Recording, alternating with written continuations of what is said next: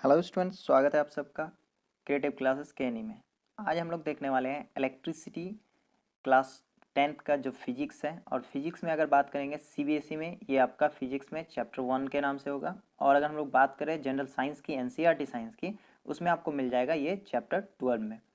तो आज हम लोग देख लेंगे कि ये जो चैप्टर 12 है पूरे साइंस में, या चैप्टर 1 है हमारे फिजिक्स में, जो सीबीएसई बोर्ड के लिए होता है। तो इसमें सारा कॉन्सेप्ट यानी कि फुल कंप्लीट चैप्टर हम लोग आज देखने वाले हैं। और इसमें सारे कॉन्सेप्ट को क्लियर किया जाएगा, स्टार्टिंग से लेकर एंडिंग तक एक भी कॉन्सेप्ट नहीं छोड़ा जाएगा। और बहुत अच्छे से वेल डिफाइंड करके इस कॉन्सेप्ट को समझा जाएगा। और हमारी श्योरिटी है कि आपको इस लेक्चर को देखने के बाद कोई भी कन्फ्यूजन, कोई भी डाउट नहीं बचेगा। फिर भी अगर कोई कन्फ्यूजन, कोई डाउट बचता है तो आप हमें कमेंट कर सकते हैं। हम आपकी और क्लियरिटी के लिए और फर्दर वीडियोस या और आपकी हेल्प करेंगे। उसके बाद अगर कभी कभी ये होता है लेक्चर देखते हुए हमारा ध्यान इधर उधर चले जाता है, लैग कर जाता है, तो मैं सजेस्ट करूँगा कि अगर कभी कभी लेक्चर देखते हुए, लेंदी लेक्चर होगा, फुल चैप्टर है ये, तो अगर ध्यान इधर उधर चले जाए तो आप उस लेक्चर को, उसी पॉइंट को थोड़ा सा रिपीट करके देख लें ताकि और कॉन्सेप्ट क्लियरिटी हो जाए। न्यूमेरिक्स इसमें नहीं होगा, क्योंकि न्यूमेरिक्स अगर बनाएंगे तो ये वीडियो और लेंदी हो जाएगा। इसमें सारे कॉन्सेप्ट होंगे और फुल चैप्टर का जैसे बताया गया, फुल चैप्टर का कॉन्सेप्ट होगा और न्यूमेरिक्स इसके बेसिस पे आप खुद सॉल्व कर पाइएगा। अगर आपको न्यूमेरिक्स के भी वीडियोस चाहिए, फुल न्यूमेरिक्स सॉल्व का एक और वीडियो चाहिए, तो आप नीचे कमेंट कीजिए। और आप अगर कमेंट कीजिएगा तभी हम अगला वीडियो बनाएंगे, और अगर आपको ज़रूरत होगी तो इस हिसाब से।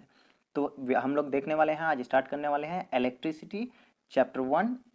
अगर फिजिक्स की बात करें चैप्टर 12, अगर पूरे साइंस की बात करें तो आइए स्टार्ट करते हैं। और स्टार्ट करने से पहले कहना चाहूँगा, चैनल पे अगर नए हैं तो चैनल को सब्सक्राइब करें, बेल आइकन पे क्लिक करें, ऑल पे सेट करें, ताकि और भी फर्दर वीडियोस हमारे मिलते रहे, चाहे न्यूमेरिक्स के वीडियोस हो या मैथ्स और साइंस के वीडियोस हो।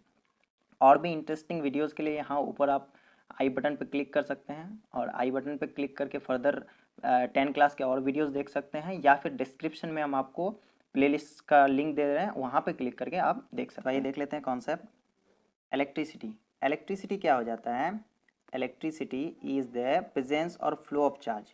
यहाँ पे इलेक्ट्रिसिटी की बात अगर करें तो ये क्या होता है, सिंपली कह सकते हैं the flow of charge is called electricity. और यहाँ से लेकर यहाँ तक कह सकते हैं। उसके अलावा क्या हो जाएगा, द फ्लो ऑफ चार्ज हो गया। और इलेक्ट्रिक करंट की बात अगर करेंगे तो क्या हो जाएगा, the flow of electric charge is called electric current. अब फिर यहाँ पे जो सेंटेंस आया the flow of electric charge, flow of charge, अब चार्ज क्या है यहाँ पे ऐसे घेर दिया गया है, तो चार्ज को आप देख सकते हैं। सारा टर्म हमें पता है लेकिन चार्ज पता नहीं है, तो पहले चार्ज को देख लेते हैं। चार्ज को हम लोग डिनोट करते हैं क्यू से। चार्ज को क्यू से डिनोट करते हैं, और चार्ज को क्यू से डिनोट करने के बाद इसका दो साइन होता है, साइन ऑफ इंडिकेशन। एक होता है पॉजिटिव चार्ज, एक होता है नेगेटिव चार्ज। तो ये जो पॉजिटिव नेगेटिव चार्ज क्या होता है, चार्ज का डेफिनेशन हम लोग अभी समझेंगे क्या होता है और उसमें क्या क्या प्रॉपर्टीज होता है, उसको हम लोग देख लेते हैं। सबसे पहले आप देख सकते हैं एक नंबर में पॉइंट नंबर 1 दिया हुआ है, it is property of atom. Charge क्या होता है, प्रॉपर्टी ऑफ एटम कह सकते हैं, या इसको कह सकते हैं it is the fundamental characteristic of atom. क्यों? क्योंकि आप लोग जानते हैं कि जब भी हम लोग क्या करते हैं, एटम बनाते हैं, तो एटम में क्या होता है, बीच में न्यूक्लियस होता है, न्यूक्लियस में ही न्यूट्रॉन और प्रोटॉन होता है। न्यूक्लियस में क्या होता है, न्यूट्रॉन होता है, और न्यूट्रॉन के बाद प्रोटॉन होता है। न्यूट्रॉन प्रोटॉन हो गया, और उसके बाद यहाँ पे बाहर में इलेक्ट्रॉन होता है। और हर एक एटम में जब इलेक्ट्रॉन प्रोटॉन न्यूट्रॉन होता है तो हम लोग एक चीज़ जानते हैं कि इलेक्ट्रॉन पे नेगेटिव चार्ज होता है, प्रोटॉन पे पॉजिटिव चार्ज होता है। तो इसका मतलब हर एक एटम में चार्ज इनबिल्ट होता है, किस तरह से, नेचुरली। तो इसी तरह कह सकते हैं क्या है, प्रॉपर्टी ऑफ एटम है जो उसमें नेचुरली इनबिल्ट होता है। उसके बाद हम अगर हम लोग बात करें तो उसके बाद बात हो जाएगा, दूसरे नंबर पॉइंट की बात करते हैं। इट मे बी पॉजिटिव और नेगेटिव। चार्ज क्या होता है, दो तरह का होता है, पॉजिटिव हो सकता है, नेगेटिव होता है। अगर न्यूट्रल रहे, अब आप बोलेंगे कि न्यूट्रल भी तो चार्ज होता है, लेकिन न्यूट्रल कोई चार्ज नहीं होता, वो हमारा ऐसा केस है that is not presence of charge. Presence of charge है ही नहीं, तो वो पॉइंट हमारा क्या होता है, न्यूट्रल होता है। तो अगर चार्ज है तो चार्ज दो ही टाइप का हो सकता है, या तो पॉजिटिव या तो नेगेटिव। उसके बाद तीसरे पॉइंट की बात कर लेते हैं, like charges repel each other and unlike charges attract each other. तो यहाँ पे देख सकते हैं आप, दो पॉजिटिव चार्ज ले रहे हैं तो दोनों क्या कर रहा है, एक दूसरे को अट्रैक्ट रिपेल कर रहा है, दूसरे तरफ, एक दूसरे की तरफ, अलग अलग डायरेक्शन में। उसके बाद अगर नेगेटिव नेगेटिव चार्ज ले रहे हैं, ये भी रिपेल कर रहा है। उसके बाद अगर पॉजिटिव नेगेटिव चार्ज ले लेते हैं, चाहे पहले पॉजिटिव हो चाहे पहले नेगेटिव हो, तो इन दोनों चार्जेस को जब लेते हैं वो एक दूसरे को क्या करता है, अट्रैक्ट करता है।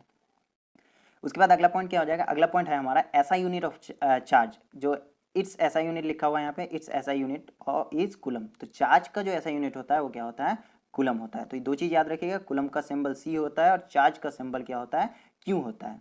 अब अगला पेज में हम लोग और बेहतर तरीके से इसको समझ लेते हैं कि सबसे पहले हमारा जो लिया हुआ है, फिर हम लोग देखेंगे चार्ज। चार्ज को क्यू से डिनोट करते हैं, यहाँ क्यू का सिंबल दिया हुआ है। उसके बाद चार्ज को डिफाइन करने के लिए हम लोग कुछ और पॉइंट्स ले रहे हैं। सबसे पहले चार्ज ऑन वन इलेक्ट्रॉन, एक इलेक्ट्रॉन पे कितना चार्ज होता है आपको पहले से ही पता होगा। जो प्रीवियस क्लासेस हम लोग पढ़े हैं या 9 क्लास 8 क्लास में आप जो पढ़े हैं वहाँ पे आपको पता होगा कि एक इलेक्ट्रॉन पे चार्ज कितना होता है, -1.6 इंटू 10⁻⁻19। तो ये जो माइनस सिंबल यहाँ पे लगाया गया, ये क्यों? क्योंकि इलेक्ट्रॉन पे नेगेटिव चार्ज होता है। उसके बाद इलेक्ट्रॉन पे कैसा चार्ज? नेगेटिव होता है। प्रोटॉन पे कैसा चार्ज होता है? पॉजिटिव चार्ज होता है। और न्यूट्रॉन पे कोई चार्ज नहीं होता है, ये कैसा होता है? न्यूट्रल होता है। उसके बाद अगर बात कर लें चार्ज को हम लोग पता कैसे करें, किसी बॉडी पे कितना चार्ज है, डेट इज क्यू का वैल्यू कैसे पता करें, तो क्या करेंगे, number of electron in 1 coulomb of charge. यहाँ पे हम लोग क्या कर रहे हैं, वन जो चार्ज की बात कर रहे हैं, 1 यूनिट ऑफ चार्ज कैसे पता करें, तो यहाँ पे क्या हो जाएगा, number of electron in 1 coulomb of charge. एक कूलम चार्ज में नंबर ऑफ जो इलेक्ट्रॉन होता है वो कितना होता है, ये होता है 6.25 इंटू 10⁻18। अगर हम लोग एनसीईआरटी की बात करें तो एनसीईआरटी में आपको अप्रोक्सली ये जो वैल्यू है 6.2 इंटू 10⁻18 दिया हुआ रहेगा। तो कंफ्यूज नहीं होना है, वहाँ वाला वैल्यू भी सही है और ये जो हम लोग एग्जैक्ट वैल्यू ले रहे हैं ये वैल्यू भी सही है। उसके बाद बात कर लेते हैं, ये क्यू है हमारा, क्या है, ये क्यू है चार्ज। उसके बाद एन जो है, यहाँ पे एन क्या हो जाएगा हमारा, ये हो जाएगा नंबर ऑफ इलेक्ट्रॉन्स और ई हो जाएगा चार्ज ऑन वन इलेक्ट्रॉन। अगले पेज में हम इसको और बेहतर से समझ लेते हैं। चार्ज की बात अगर करें तो इसको हम लोग देख लिए, चार्ज ऑन वन इलेक्ट्रॉन क्या होता है, 1.6 इंटू 10⁻⁻19 कूलम। तो ये हो गया 1 इलेक्ट्रॉन पे चार्ज। और 1 इलेक्ट्रॉन पे चार्ज होने के बाद उसके बाद क्या देखें हम लोग कि अगर सिंपली चार्ज की बात करेंगे, चार्ज इतना होता है। ये जो माइनस साइन लगा है, क्यों लगा है, ये माइनस साइन लगा है ये नेगेटिव चार्ज की वजह से। उसके बाद number of electrons in 1 coulomb of charge कितना था, 6.25 इंटू 10⁻18। तो इसी तरह से हम लोग कह सकते हैं कि Q का वैल्यू अगर हम लोग को कैलकुलेट करना है, चार्ज कितना होगा, ये जो चार्ज है हमारा, इसको अगर कैलकुलेट करना रहे तो हम n इंटू ई करेंगे। और मान लेते हैं अभी अगर हम लोग को 1 कूलम चार्ज Q का वैल्यू कैलकुलेट करना रहे तो आप इसको कैलकुलेट कर सकते हैं। इसको किस तरह कैलकुलेट कर सकते हैं, इसको आप क्या कर सकते हैं, ये जो n का और e का वैल्यू है, ये दोनों n और e का वैल्यू यहाँ पे Q लिख सकते हैं। Q इज इक्वल टू क्या कर सकते हैं, ये जो n और e है, n का क्या वैल्यू है, ये वैल्यू है, ये वैल्यू यहाँ पे लिखना है। उसके बाद मल्टीप्लाई करना है, मल्टीप्लाई करके कौन सा वैल्यू, ये वाला वैल्यू लिखना है। और यहाँ लिख के दोनों को मल्टीप्लाई करके जो भी हमारा वैल्यू आएगा वो क्या हो जाएगा, ये हो जाएगा 1 यूनिट ऑफ चार्ज। इसके बाद हम लोग देख लेते हैं, अगर हम लोग इलेक्ट्रिसिटी की बात करें तो इलेक्ट्रिसिटी बेसिकली हम लोग दो तरह से इसको देख सकते हैं। एक नंबर पॉइंट हमारा हो जाएगा स्टैटिक इलेक्ट्रिसिटी। स्टैटिक इलेक्ट्रिसिटी क्या होता है, इलेक्ट्रोस्टैटिक चार्ज के बारे में आप लोग पढ़े होंगे क्लास 8 में। तो वहाँ पे क्या बताया गया था, जब हम लोग क्या करते हैं ड्राई हेयर में कॉम्ब करते हैं तो वो क्या करता है, कुछ पेपर के छोटे छोटे टुकड़ों को अट्रैक्ट कर लेता है। तो जो कॉम्ब था हमारा, क्या उसमें से कोई इलेक्ट्रॉन मूव होकर दूसरी जगह गया, नहीं गया। तो जब इलेक्ट्रॉन मूव होकर एक फ्लो नहीं हो रहा है, एक तरफ से दूसरी तरफ मूव नहीं हो रहा है, तब वो स्टैटिक जो होता है, वो जो रुका हुआ चार्ज जनरेट होता है उस कॉम्ब में, जिसकी वजह से पेपर्स को वो अट्रैक्ट करता है, उस टाइप के चार्ज को हम लोग क्या कहते हैं, स्टैटिक इलेक्ट्रिसिटी कहते हैं। उसके बाद आता है करंट इलेक्ट्रिसिटी। करंट इलेक्ट्रिसिटी खासतौर से क्या हो जाता है, the flow of electric charge is called electric current. तो इसी तरह कह सकते हैं करंट इलेक्ट्रिसिटी क्या है, कोई भी एक हम लोग क्या ले रहे हैं, कोई भी एक मेटल या ऐसा मटेरियल ले रहे हैं जो गुड कंडक्टर ऑफ इलेक्ट्रिसिटी, उसमें क्या होता है, फ्री इलेक्ट्रॉन्स पाए जाते हैं जो चार्ज को क्या करता है, कैरी करता है one point to another point, जो मूव करता है। और मूव करने की वजह से चार्ज क्या होता है, उस बॉडी में ट्रेवल करता है एक तरफ से दूसरी तरफ, और इलेक्ट्रिसिटी क्या होता है, एक जगह से दूसरी जगह आसानी से मूव कर पाता है। तो आइए देख लेते हैं करंट को और अच्छे तरीके से किस तरह से हम लोग जो है मैथमेटिकली दिखा सकते हैं। तो आइए देख लेते हैं, यहाँ पे देख सकते हैं करंट। करंट क्या है, it is flow of charge per unit time. Actually में करंट क्या है, flow of charge per unit time है, यानी current is equal to charge upon time. तो करंट का सिंबल क्या होता है, आई होता है, तो इसलिए इसको लिख सकते हैं I is equal to Q upon T. ये हो गया मैथमेटिकल नोटेशन, या बात करें तो किसकी, करंट की।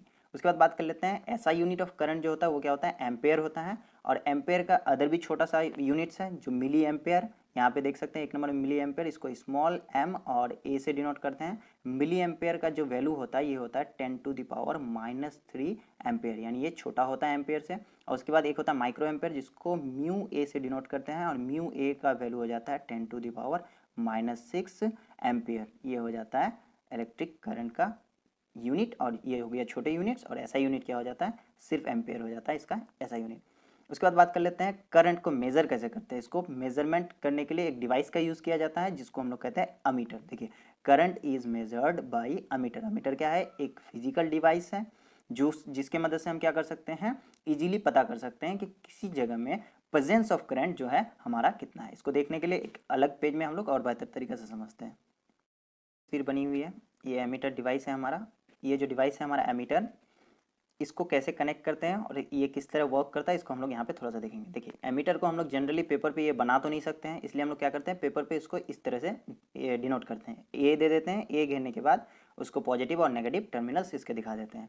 इसका रेसिस्टेंस क्या होता है, काफ़ी कम होता है। क्यों रेसिस्टेंस कम होता है? ताकि हम जिस जगह पे लगा रहे हैं उसके करंट को पता करने के लिए, ताकि ये क्या करे, करंट को रोक ना दे। और इसीलिए क्या होता है, इसका रेसिस्टेंस क्या होना चाहिए, लो होना चाहिए। उसका दूसरा पॉइंट जो हमें बहुत अच्छे से ख्याल रखना है, क्या हो जाएगा, ये जो डिवाइस है एमीटर डिवाइस, जो करंट को मेजर, क्वांटिटी ऑफ करंट को मेजर करने के लिए यहाँ पे यूज़ किया जाता है, it is always connected in series. इसको हम हमेशा सीरीज में कनेक्ट करते हैं। तो सीरीज में कैसे कनेक्ट करते हैं, जैसे कि एक ही वायर में हम लोग क्या करते हैं, एक जगह अगर एक बल्ब को या एक अदर डिवाइस को कनेक्ट कर रहे हैं तो उसी के सीरीज में, जैसे आप यहाँ पे ये जो हमारा पॉइंट बना हुआ है इसमें देख सकते हैं, यहाँ पे क्या करेंगे, ये जो गैप है हमारा, इस गैप में हम क्या करेंगे, अमीटर को सेट करेंगे यहाँ पे। और अमीटर को सेट करने के बाद, क्योंकि इधर यहाँ देख सकते हैं ये पॉजिटिव पार्ट है, इसलिए इधर पॉजिटिव पार्ट हो जाएगा और इधर क्या हो जाएगा, ये वाला पार्ट जो है हमारा नेगेटिव पार्ट हो जाएगा। उम्मीद है समझ में आ रहा है। कोई अगर डाउट है तो नीचे कमेंट कर दीजिए और हम कमेंट करने के बाद आपका और भी फर्दर क्लियरिटी करेंगे। अगर वीडियो को अभी तक लाइक नहीं किए तो लाइक ज़रूर करें। इसके बाद बढ़ते हैं हम लोग फर्दर कॉन्सेप्ट की तरफ। तो आगे का कॉन्सेप्ट हम लोग देख लेते हैं। आगे का कॉन्सेप्ट देखते हैं, जब भी किसी भी कंडक्टर में जो इलेक्ट्रॉन्स होते हैं हमारे, ये इलेक्ट्रॉन्स अब अपने आप तो मूव नहीं करेंगे, उनको मूव कराने के लिए हमें क्या चाहिए, कोई एक फोर्स चाहिए, कुछ तो चाहिए जिसकी वजह से इलेक्ट्रॉन्स क्या हो, उस कंडक्टर में मूव हो, तभी जाके क्या होगा, इलेक्ट्रिसिटी फ्लो कर पाएगा। तो इसके लिए हम लोग ले लेते हैं एक एग्जाम्पल। मान लेते हैं हमारे पास क्या है, यहाँ पे दो कंटेनर है, जैसे कि आप यार देख सकते हैं, दो कंटेनर डिस्प्ले में आपको दिख रहा होगा। एक कंटेनर में हम लोग क्या करते हैं, दोनों को कनेक्ट कर देते हैं इस पाइप के थ्रू यहाँ पे, और दोनों पाइप में होल कर देते हैं। उसके बाद क्या करते हैं, पहले क्लोज रखते हैं ये जो होल्स है या जो पाइपलाइन है उसको। एक कंटेनर में हम लोग क्या करते हैं, वाटर भर लेते हैं यहाँ तक। इसका क्या हो गया, ये जो वाटर है इसको यहाँ तक भर लिए। उसके बाद बात कर लेते हैं अगला कंटेनर में क्या करेंगे, वाटर भरेंगे बहुत कम, या इतना या इससे भी कम। तो उसके बाद अगर हम क्या करें, इस पाइपलाइन को ओपन कर दें, तो हम लोग जानते हैं क्या हो जाएगा, ये जो ज़्यादा जहाँ पे वाटर है, इससे वाटर क्या होगा, फ्लो होगा इस वाले कंटेनर में, इस पाइपलाइन के थ्रू। तो यही चीज़ है, हमें क्या करना पड़ेगा, ये जो दोनों के पास क्या है, कैपेसिटी है, इस कैपेसिटी को हम लोग को कम ज़्यादा करना पड़ेगा, जिसके वजह से क्या हो जाएगा, ये जो हमारा इलेक्ट्रॉन्स है ये फ्लो करेगा एक तरफ से दूसरी तरफ। और इसको जो है बढ़ाने के लिए या इसको डिफरेंस क्रिएट करने के लिए हम लोग क्या करेंगे, एक कॉन्सेप्ट पढ़ेंगे जिसको हम लोग कहते हैं पोटेंशियल डिफरेंस। तो आइए समझ लेते हैं उस पॉइंट को। तो हम लोग क्रिएट कैसे करें, दोनों को क्रिएट करने के लिए हम लोग क्या करेंगे, पोटेंशियल डिफरेंस क्रिएट करेंगे ताकि इलेक्ट्रॉन्स फ्लो हो सके। हम लोग क्या करेंगे, यहाँ पे एक सेल लगाएंगे, एक बैटरी लगाएंगे। जब भी हम बैटरी लगाएंगे तो क्या हो जाएगा, एक तरफ जो पॉजिटिव टर्मिनल है यहाँ पे इसकी पोटेंशियल ज़्यादा हो जाएगी और नेगेटिव टर्मिनल की पोटेंशियल कम हो जाएगी। तो जब क्या होगा, पोटेंशियल कम और ज़्यादा होगा, इलेक्ट्रॉन्स क्या होगा, मूव करने लगा, और चार्ज क्या होगा, इसी में जो इलेक्ट्रॉन्स है बॉडी में वो क्या करने लगेगा, मूव करने लगेगा एक तरफ से दूसरी तरफ, और इसके वजह से क्या होगा, करंट जो है हमारा फ्लो करेगा। तो आइए समझ लेते हैं कि किस तरह करंट फ्लो करता है और ये एक्चुअली में पोटेंशियल डिफरेंस क्या होता है। तो पोटेंशियल डिफरेंस में पहुंचने से पहले मैं एक चीज़ आपको बताना चाहूँगा, इलेक्ट्रिक पोटेंशियल। ये डेफिनेशन हम लोग लिखे नहीं है पेज में, तो यहाँ पे समझ लेते हैं इलेक्ट्रिक पोटेंशियल। इलेक्ट्रिक पोटेंशियल क्या हो जाता है, इलेक्ट्रिक पोटेंशियल की अगर हम लोग बात करेंगे, समझ लेते हैं इसको, इलेक्ट्रिक पोटेंशियल, ई पोटेंशियल लिख लेते हैं। देखिए जब भी क्या है, इन्फिनिटी आप जानते हैं, जब भी किसी एक यूनिट चार्ज को क्या करेंगे, एक यूनिट चार्ज को इन्फिनिटी से किसी एक पॉइंट पे मूव कराएंगे। क्या कर रहे हैं, इन्फिनिटी से किसी एक पॉइंट पे, एनी पॉइंट पी से मूव करा रहे हैं। तो इस मूव कराने के चक्कर में हम लोग क्या कर रहे हैं, जो पोटेंशियल लग रहा है उस पोटेंशियल को हम लोग क्या कहते हैं, इलेक्ट्रिक पोटेंशियल कहते हैं। तो ये छोटा सा बस डेफिनेशन है, ये खास कॉन्सेप्ट नहीं है इसमें। तो हम लोग आगे देख लेते हैं कि ये जो पोटेंशियल डिफरेंस होता है वो क्या होता है, उसका बहुत ज़्यादा यूज़ है हमारे इस चैप्टर इलेक्ट्रिसिटी में। तो आइए आगे बढ़ते हैं, आगे देख लेते हैं पोटेंशियल डिफरेंस। पोटेंशियल डिफरेंस क्या हो जाता है, देखिए डिफरेंस मतलब दो पॉइंट हम लोग ले रहे हैं, इसलिए अब क्या होगा, इलेक्ट्रिक पोटेंशियल इन्फिनिटी से चार्ज किसी एक पॉइंट पे मूव कराने का था, बट पोटेंशियल डिफरेंस क्या हो जाता है, वर्क डन टू मूव ये unit charge from one point to another point. क्योंकि हम लोग दो पॉइंट का डिफरेंस देख रहे हैं, इसलिए एक पॉइंट से दूसरे पॉइंट में मूव कराने में जो वर्क डन होगा, इसको हम क्या कहेंगे, इसको कहेंगे पोटेंशियल डिफरेंस। और वर्क डन टू मूव ये unit charge from infinity to क्या हो जाएगा, any point, that is called electric potential. तो देख लेते हैं पोटेंशियल डिफरेंस, जिसको भी या शॉर्ट में पी डी से भी डिनोट करते हैं, कहीं कहीं पी डॉट डी लिखते हैं और कहीं पे ज़्यादातर भी से हम लोग डिनोट करते हैं। तो ये हो गया हमारा पोटेंशियल डिफरेंस। पोटेंशियल डिफरेंस क्या हो जाता है, वर्क टू क्या हो जाएगा, वर्क डन टू मूव, ये यूनिट चार्ज, तो यहाँ वर्क डन हो जाएगा, that is work upon charge, तो ये हो जाएगा हमारा पोटेंशियल डिफरेंस। तो पोटेंशियल डिफरेंस को V से डिनोट करते हैं, तो V is equal to W upon Q. Q W क्या है, वर्क की हमारे क्या है, वर्क का सिंबल है, और क्यू क्या है, जो चार्ज है उसका सिंबल है। उसके बाद इसके यूनिट की बात करें तो क्या हो जाएगा, वर्क का यूनिट क्या होता है सबको पता है, आपको क्लास 9 में पढ़ चुके हैं, डेट इज जूल। और चार्ज का यूनिट, ऐसा यूनिट क्या होता है, कूलम। तो जूल अपॉन कूलम की बात करेंगे तो ये हमारा क्या हो जाएगा, ये हो जाएगा ऐसा यूनिट ऑफ पोटेंशियल डिफरेंस। जो जूल पर कूलम होता है इसको हम लोग एक और नाम से जानते हैं जिसे हम लोग वोल्ट कहते हैं, तो VOLT वोल्ट। तो V जो है हमारा पोटेंशियल डिफरेंस भी दिखाता है एक जगह, और कहीं कहीं हमारा V जो है पोटेंशियल डिफरेंस का ऐसा यूनिट वोल्ट भी कहते हैं। वोल्टाज आप लोग को याद होगा जिन्होंने बैटरी का इन्वेंशन किया था, और बैटरी में ही पोटेंशियल डिफरेंस देखा गया था फर्स्ट टाइम, इसीलिए जो ऐसा यूनिट ऑफ पोटेंशियल डिफरेंस है ये वोल्टा के नाम से, एलेसेंड्रो वोल्टा के नाम से क्या किया गया, उसके नाम से ही दिया गया यहाँ पे पोटेंशियल डिफरेंस का ऐसा unit volt, that is Alessandro वोल्टा।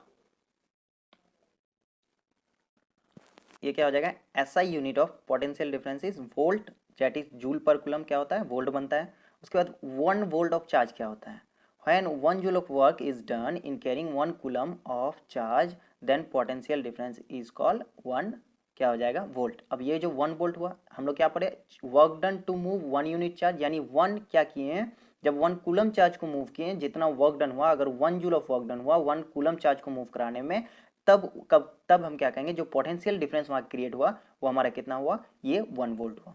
तो अब देख लेते हैं अगला पॉइंट, सेल और battery are the device to maintain V यहाँ पे क्या हो जाएगा, यहाँ पे V वोल्ट नहीं होगा, पोटेंशियल डिफरेंस होगा। तो पोटेंशियल डिफरेंस को जो हम लोग क्या करते हैं, मेंटेन करने के लिए जो डिवाइसेस यूज करते हैं उसको हम लोग क्या कहते हैं, सेल या बैटरी कहते हैं। उसके बाद इससे पहले जो एक पेज था हम लोगों ने वहाँ पे देखा था, उसके बाद अगला पॉइंट क्या है, potential difference is measured by volt meter. अब ये वोल्ट मीटर क्या होता है, एक डिवाइस है जिसकी मदद से हम क्या कर सकते हैं, जो पोटेंशियल डिफरेंस होता है किसी दो पॉइंट का, उस पोटेंशियल डिफरेंस को हम लोग मेजर करते हैं। तो आगे बढ़ने से पहले हम लोग क्या करते हैं, पहले वोल्ट मीटर के बारे में थोड़ा जान लेते हैं, उसके बाद जो है नेक्स्ट कॉन्सेप्ट में हम लोग फिर फर्दर आगे बढ़ेंगे।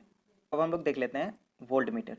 वोल्ट मीटर क्या हो जाता है, एक डिवाइस होता है, एक ऐसा डिवाइस जिसमें हम लोग बात कर लेते हैं क्या, जो डिवाइस हम लोग को हेल्प करता है पोटेंशियल डिफरेंस को मेजर करने के लिए, किसी दो पॉइंट का पोटेंशियल डिफरेंस क्या होगा इसको मेजर करने के लिए। तो वोल्ट मीटर क्या है, a device which is use to measure potential difference of any two point. ये आप यहाँ देख सकते हैं, ये क्या है, डायग्राम है, और या कह सकते हैं एक पिक्चर है किसका, जो हमारा वोल्ट मीटर होता है उसका।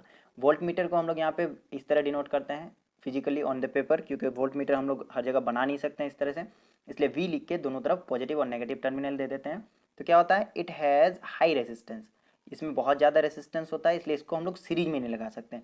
सीरीज में लगाएंगे तो क्या होगा, ये करंट को एक तरफ से दूसरी तरफ पास होने नहीं देगा। और उसके बाद it always connected in parallel, क्योंकि सीरीज में लगाएंगे तो क्या होगा, मैंने अभी बताया आपको, करंट को एक तरफ से दूसरी तरफ पास होने नहीं देगा। तो ये जो हमारा है, एक यहाँ पे हम लोग बना लेते हैं कि एक ऐसा टर्मिनल जहाँ पे हम लोग दिखा सकें कि ये जो पोटेंशियल डिफरेंस है कैसे हम लोग मेजर करते हैं। अब यहाँ देख सकते हैं, यहाँ पे एक सेल बैटरी लगाया गया है। ये जो बैटरी लगाया गया है, इस बैटरी में, इस पूरे सर्किट डायग्राम में हम लोग देख सकते हैं बैटरी में क्या होगा, करंट ये इस तरफ से फ्लो होगा, और करंट जो इस तरफ से हमारा फ्लो होगा, यहाँ पे की दिया गया, की जैसे ही ऑन होगा उसको हम लोग किस तरह से पोटेंशियल डिफरेंस को क्रिएट कर सकते हैं या देख सकते हैं। तो देखिए यहाँ पे क्या हो गया, एक बल्ब या कुछ लगा हुआ है, एक ऐसा डिवाइस लगा हुआ है जो क्या करता है, करंट को यूज़ करता है और यूज़ करके हमें कोई वर्क डन देता है। तो यहाँ पे अगर ये जो पॉइंट है हमारा, इधर से यहाँ से पॉइंट जाएगा, ये वाला पॉइंट क्या होगा, ये वाला जो पॉइंट है ये इधर का माइनस पार्ट होगा, नेगेटिव पार्ट, इस पार्ट वाला पार्ट क्या हो जाएगा, ये पॉजिटिव पार्ट होगा। इसको समझने के लिए इसको इरेज कर देते हैं, फिर हम लोग समझते हैं। तो ये जो पार्ट है हमारा नेगेटिव और ये पॉजिटिव, ये हो गया पॉजिटिव पार्ट, ये नेगेटिव पार्ट। इन्हीं दोनों तरफ हम लोग को पोटेंशियल का कितना डिफरेंस है, क्योंकि बीच में करंट यूज़ हो रहा है, तो पोटेंशियल जो डिफरेंस है इन्हीं दोनों के बीच हम लोग को कैलकुलेट करना पड़ता है। तो इन्हीं दोनों के बीच जब कैलकुलेट करेंगे तो क्या करेंगे, जो वोल्ट मीटर है हम लोग यहाँ पे कनेक्ट करेंगे, इस तरफ एक जगह कनेक्ट कर देंगे, यहाँ पे V यहाँ पे कनेक्ट कर देंगे, और V पे कनेक्ट करने के बाद यहाँ पे कनेक्ट करेंगे। तो हमें पता चल जाएगा ये दोनों जो पॉइंट है, ये पॉइंट और ये पॉइंट, जो दोनों नेगेटिव और पॉजिटिव पार्ट है, इसका पोटेंशियल डिफरेंस कितना है।